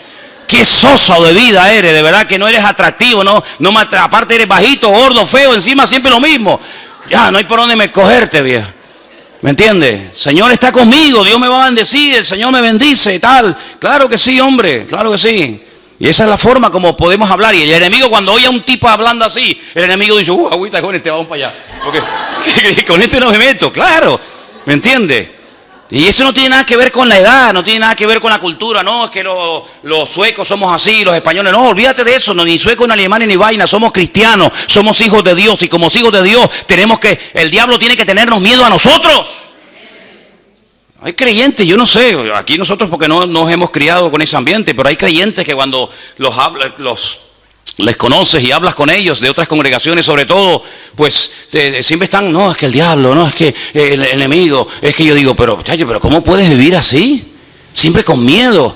El otro día estábamos poniendo el mural ese, por cierto, échenle un vistazo porque ahí hay fotografías del siglo XVIII.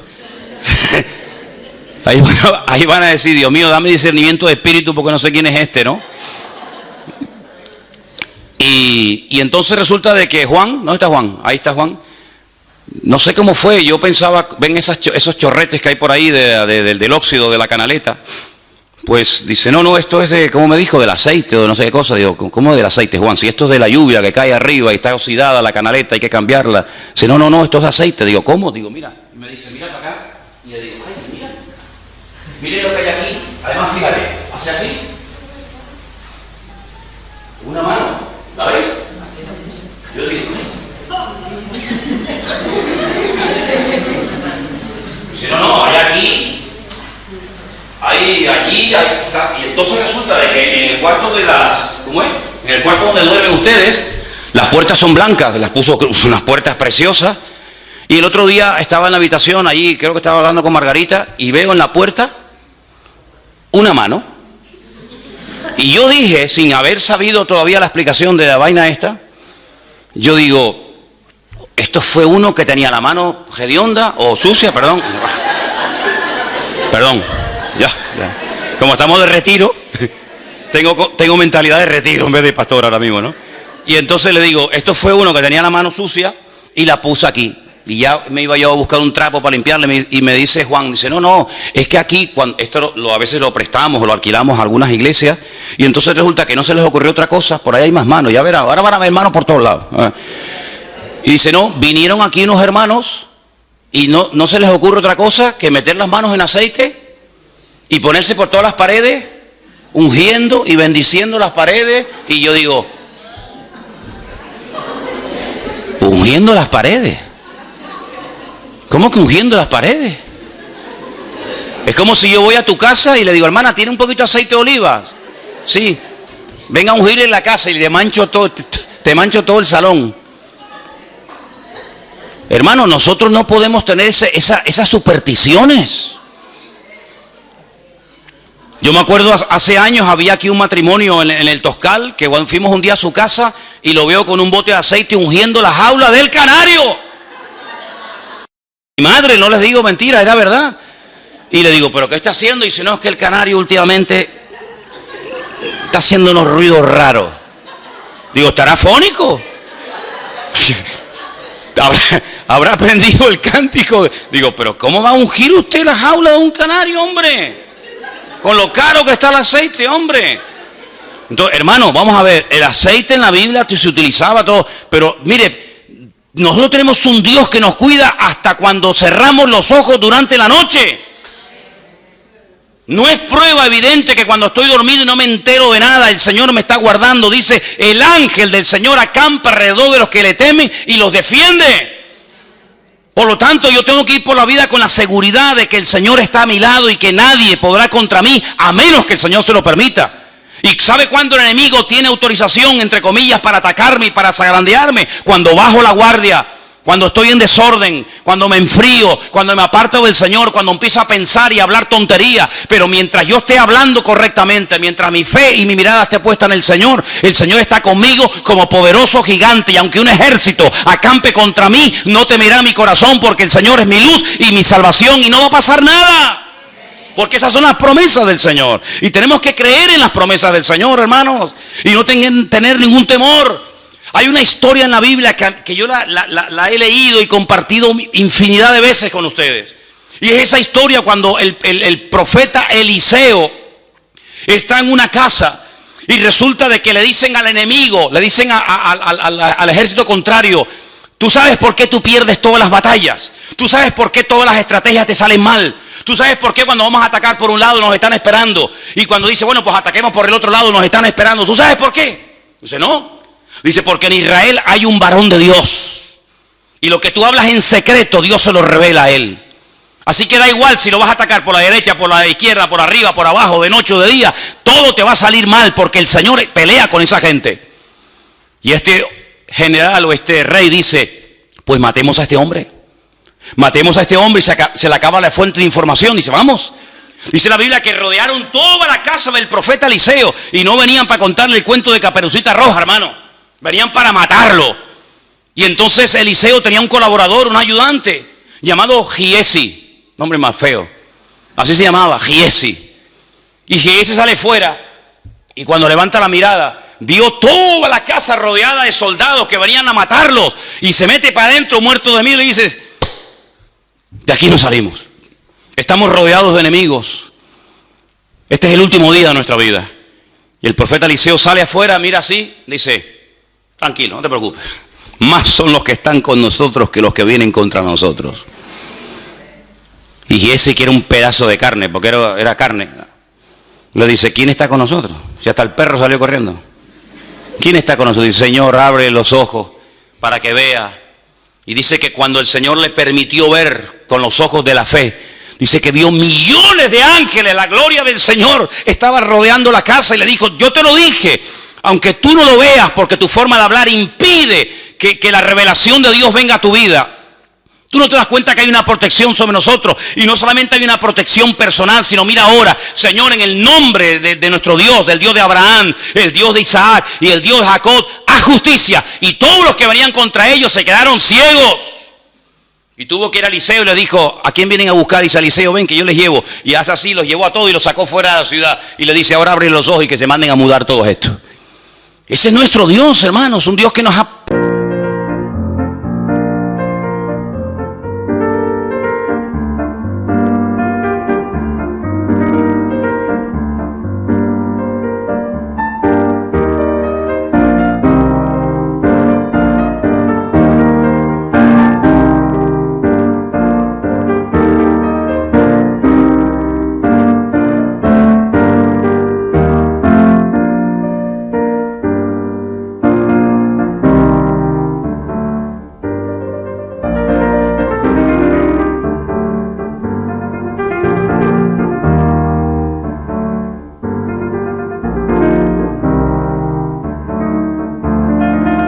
prometido siempre protegernos, sanarnos, bendecirnos, restaurarnos, ayudarnos. No hay nada que el Señor no pueda hacer en nuestra vida, pero necesita, entre comillas, que nosotros aprendamos a ocupar nuestro lugar y hablar adecuadamente. ¿Cuántos dicen amén? En cierto sentido podemos colaborar.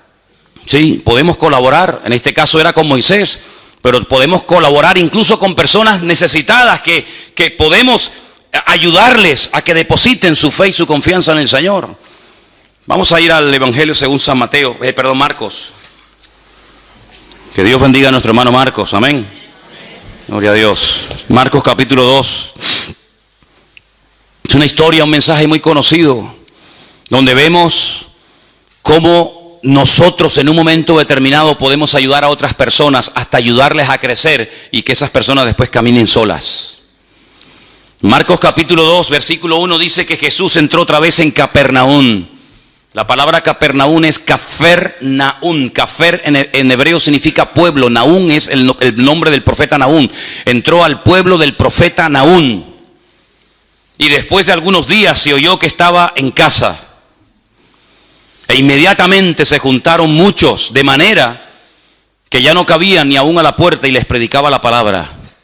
Entonces vinieron a él unos trayendo a un paralítico que era cargado por 4. Pobre paralítico, no podía moverse, aunque quisiera, no podía. Estaba ahí inmóvil. Y como no podían acercarse a él a causa de la multitud, descubrieron el techo de donde estaba y haciendo una abertura bajaron el lecho en el que yacía el paralítico. No dijeron, bueno, mira, esto venimos otro día, hay demasiada gente, esto es un follón de gente, esto es imposible. No, la fe no conoce obstáculos, la fe supera los obstáculos. La fe no se amedrenta ante el no se puede, el que no sabemos. No. Si no podemos por la ventana, por la puerta. Y si no por la puerta, por el techo. Y si no, hacemos un túnel y lo metemos por abajo. Pero de aquí no nos vamos, porque esta es la oportunidad que hoy Dios nos está dando. Entonces vamos a subirnos al techo. Es que nos van a criticar, que me da igual. Hemos venido con una necesidad y de aquí no nos vamos hasta que veamos la gloria de Dios. Hemos venido con nuestro amigo, no puede caminar, pobrecito. Venga, vamos a hacer eso. Subieron al techo. ¿Y sabe lo que dice la Biblia? Que comenzaron a quitar allí, los techos eran como de paja, eran como de hojas de palmera. Y entonces de repente dice, uy, ¿esto qué es?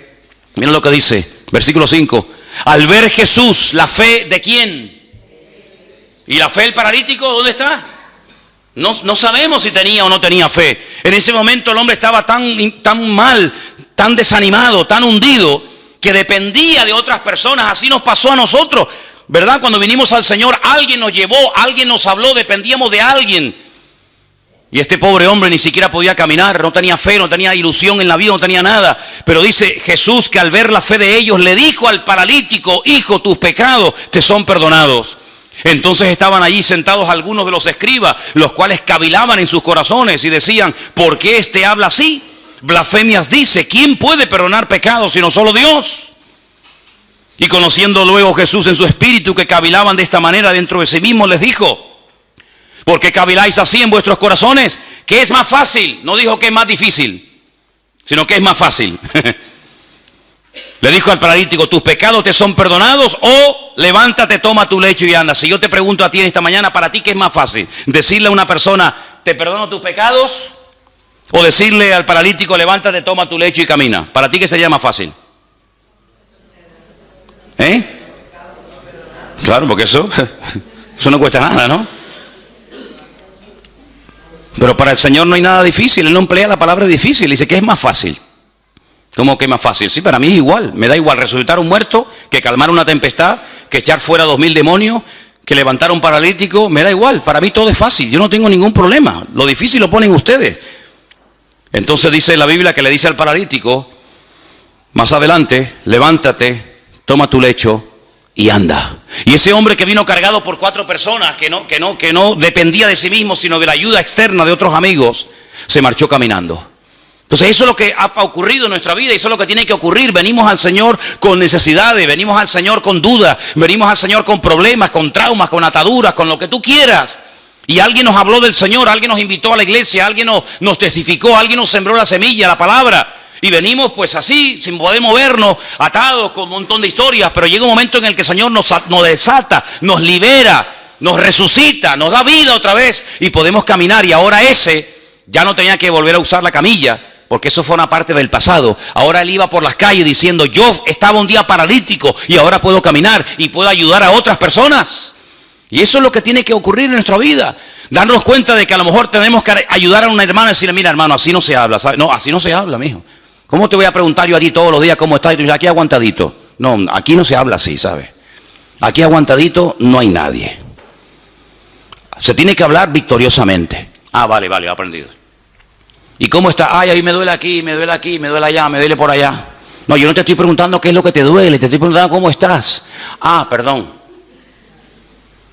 Y aunque te duela, no vamos a contar nuestras tragedias, sino vamos a contar nuestras victorias. Porque las tragedias se quedan en casa, pero las victorias hay que compartirlas. Cuando el Señor tenía problemas, ¿a dónde se iba? A la intimidad, a orar al Padre. Y cuando le llamaban, salía porque lo estaban llamando, no al revés. ¿Te das cuenta? Entonces, amados hermanos, con estas historias, con estos capítulos, estos pasajes que hemos leído en estos días, estamos viendo algo muy importante. El enemigo siempre estará ahí a la puerta, al acecho. Dice, como león. Dicen, en una iglesia de los gitanos que una vez fui, decían: cuidado, hermano, porque el diablo está como león crujiente. Crujiente, hermano. Y todo el mundo se ríe. Dice: sí, no se rían, está crujiente. Digo: sí, crujiente estás tú, ¿viste? Crujiente como león crujiente, ves rugiente. Bueno. Pero ¿saben una cosa, queridos hermanos? El enemigo siempre ha estado ahí. El enemigo tiene más años que la iglesia. El diablo tiene más años que todos y cada uno de nosotros. Pero el Señor dice en la Biblia que lo ha vencido. Lo ha derrotado una vez y para siempre. Entonces, ¿por qué está suelto? ¿Por qué sigue tentándonos? ¿Por qué sigue complicándole la vida a las naciones? ¿Por qué sigue hurtando, matando y destruyendo? Porque es un condenado a muerte que está gozando temporalmente de libertad condicional. Estás condenado, pero te dejo un poquito de cuerda. Y como es un ser tan maligno y tan perverso que nunca va a cambiar, porque no quiere cambiar, todavía sigue haciendo de las suyas. Pero ya no tiene ningún poder ni tiene ninguna autoridad sobre tu vida. Es decir, que ahora el Señor dentro de ti y contigo te da la fuerza y la capacidad para decirle: ahí te quedas quieto y ya no me vas a molestar nunca más. Y a partir de ahora el que me vas a tener miedo eres tú a mí. Y ándate con ojo que te voy a dar una que te vas a enterar. Así de claro, amigo. Ahora, no, es que el diablo me tentó, es que el diablo me atacó, es que el diablo no sé qué. Y el diablo dice: venga, sigue. Aquel amigo que tenía yo que le dije: mira, mijo, o tú cambias o yo te cambio como sea. Veía pasar una gaviota. En Galicia hay millones de gaviotas, hermano. Veía pasar una gaviota y decía: ¿qué me quieres decir, Señor? Usted va a decir, Señor, está de una gaviota, viejo. Se le caía la cuchara. Cuchara, cuchara, cu, ca, cu. Alguien está hablando de mí. Pues tú no puedes ir así por la vida, hermano. Cuchara, tenedor, y el día que se te caiga la plancha, ¿qué dice? No, aquí está la palabra. Y aquí está lo que el Señor quiere decirte a tu vida. Si tú te agarras al Señor y por la mañana, a ver, ¿qué me tienes que decir, Señor? Antes de poner el WhatsApp, a ver cuántos WhatsApp tengo. Yo, 27. Como coges el WhatsApp de pero te vuelve loco. Apágalo un momentito. Señor, ¿qué me quieres decir? Y te levantas por la mañana y dice, nadie te podrá hacer frente en todos los días de tu vida. Yo, chiquito día voy a tener hoy. Chiquito día voy a tener hoy. Te levantas por la mañana, no tengo trabajo. A ver, vamos a poder. No, podemos, se lió con otro. No me interesa. ¿Qué vamos a poner aquí? El Señor y mi pastor, nada me faltará. Gloria a Dios. Hoy voy a tener un día victorioso.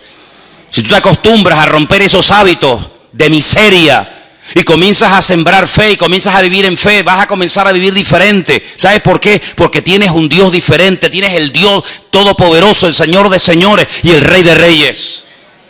Y hoy no termina el retiro, hoy empieza.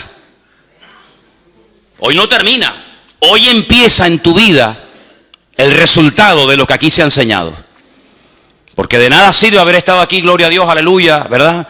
Si después volvemos otra vez a igualar. No, hoy empieza el retiro. Para mí hoy termina. Yo ya hoy terminé, ya se acabó. Bueno, me queda todavía la de la tarde. Pero el retiro empieza hoy para ti. Cuando llegues a tu casa, tus hijos, tu esposa, tu marido, tus hermanos te tienen que oír hablar y vivir de una forma diferente. Porque el Señor nos va a llevar de victoria en victoria y de gloria en gloria. Pero te va a llevar si tú quieres ser llevado por ese camino. Vamos a orar en esta mañana, hermano. Cierra tus ojos donde estás. Bendito sea el Señor.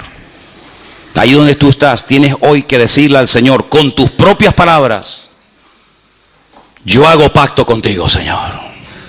Yo me comprometo delante de ti, Señor, en esta mañana a hablar diferente, a comportarme de una forma diferente. Yo me comprometo, Señor, a partir de hoy a no quejarme, a no lamentarme, a darte gracias a Dios hasta por la almohada que uso para dormir, Señor. El poder estar aquí en esta mañana es un privilegio, pero es una responsabilidad también, porque el conocimiento nos compromete. Y también queremos aprovechar este momento, estamos todos aquí tranquilos y en oración, para orar por José Gregorio, Nuria, por el papá de José Gregorio que está en el hospital, nuestro hermano Nicasio, y también por Gabriela, que se encuentra ingresada desde el día de ayer. Queremos orar ahora por ella. Por favor, vamos a unirnos en oración. Vamos a orar. Pedir la bendición de Dios para estas vidas. Aleluya. Nuestra vida está en las manos de Dios. Y ni una hoja de un árbol se cae sin permiso del eterno Dios. Por lo tanto, todo lo cuanto acontece en nuestra vida, si le amamos y le obedecemos y vivimos en orden y en santidad, todo ayuda para bien. Todo. No tengo miedo ni a lo que viene, ni a lo que va, ni a lo que dicen, ni a lo que no dicen, porque el Señor tiene el control 100% de mi vida. Pero para que esto fluya, para que fluya la bendición, para que fluya el toque del Señor en mi vida, yo tengo que estar alineado 100% con Dios, en línea con Él, sin apartarme ni a diestra ni a siniestra. Y por eso en esta mañana nos unimos contigo, nos alineamos contigo, Señor. Y desde aquí bendecimos a Gabriela en el hospital ahora mismo, Señor. Sé tú con ella, Padre. Sé tú con ella, Padre. Que sienta tu presencia, tu caricia sobre su vida ahora mismo, Dios mío. Oramos por nuestro hermano Nicasio. Tócalo, Dios, allí en el hospital donde él se encuentra, Padre. Él te ha servido durante muchos años de su vida. Y pido que ahora, Señor, tú lo visites conforme a tu voluntad. Fortalece a la familia, a José Gregorio, a su esposa Nuria, su madre. Señor, los bendecimos a ellos y sabemos que querían estar con nosotros, las circunstancias lo han impedido, pero todo ayuda para bien, Señor. Aleluya.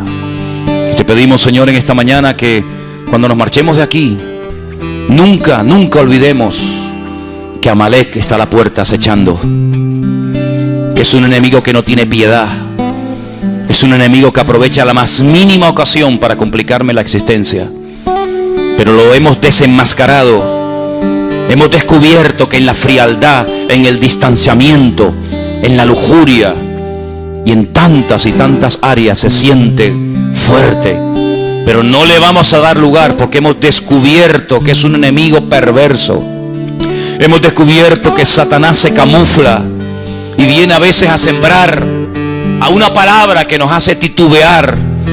Pero cerramos las puertas en esta mañana, Señor, en el nombre poderoso de Jesús. Cerramos toda conversación, cerramos todo pensamiento, cerramos toda puerta que hayamos abierto en el pasado al pecado, a la mentira, a la lujuria, a la pornografía, a la droga, a la mentira, a la manipulación, al engaño, a la desobediencia. Cerramos toda puerta que nosotros abrimos porque usamos mal el poder de nuestra voluntad. Nuestro ego triunfó sobre la voluntad del Señor. Pero en esta mañana reconocemos que así como abrimos esa puerta, también la podemos cerrar.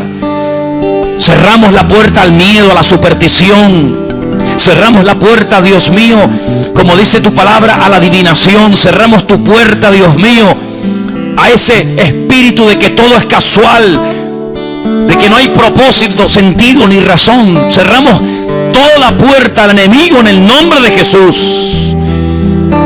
Y nos declaramos en esta mañana ese pueblo santo, ese pueblo escogido, ese pueblo llamado y lavado por la sangre de Cristo, para marcar una diferencia en este mundo, Señor.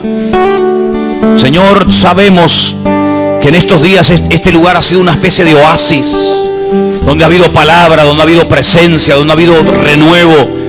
Sabemos que volvemos a nuestras casas, volvemos a nuestros barrios, volvemos a nuestras ciudades donde hay lujuria, perversión, libertinaje y carnalidad y tantas barbaridades. Pero nosotros no nos vamos a dejar afectar por el ambiente, porque, Señor, tu palabra nos dice que tú estás con nosotros y ellos tendrán que convertirse a ti y no nosotros a ellos. Renunciamos a todo deseo, a toda inclinación de la carne a pecar. Renunciamos en el nombre de Jesús a todo deseo de volver atrás, como la mujer de Lot, que quiso mirar atrás mientras huía y quedó petrificada, inservible para nada. Nosotros no queremos ser gente petrificada, gente religiosa, gente que sabe pero no vive, gente que conoce pero no practica. No, Señor, renunciamos a esa doble moral, a esa doble vida. Y en el nombre de Jesús declaramos la victoria de nuestro Señor. Tú eres el derrotado, tú eres el vencido, tú eres el que ha sido humillado. Nosotros en el nombre del Señor nos levantamos y somos cabeza y nunca más seremos cola. Siempre estaremos arriba y nunca abajo, porque tú lo has querido así, Señor, y a nosotros nos alegra el plan que tú tienes para nuestra vida. Aleluya. Toda la gloria sea para nuestro Dios. Santo es el Señor, eterno nuestro Dios. Aleluya, bendito seas, santo. Santo eres tú, Señor. Toma la mano de la persona que está a tu lado. Vamos a orar en esta mañana los unos por los otros, ¿sí? Vamos a orar los unos por los otros, ministrarnos, bendecirnos. Ora por ese hermano, por esa familia. Vamos a estar orando todos en esta mañana, unos por otros, en el nombre de Jesús. Derrama bendición, Señor, en este lugar.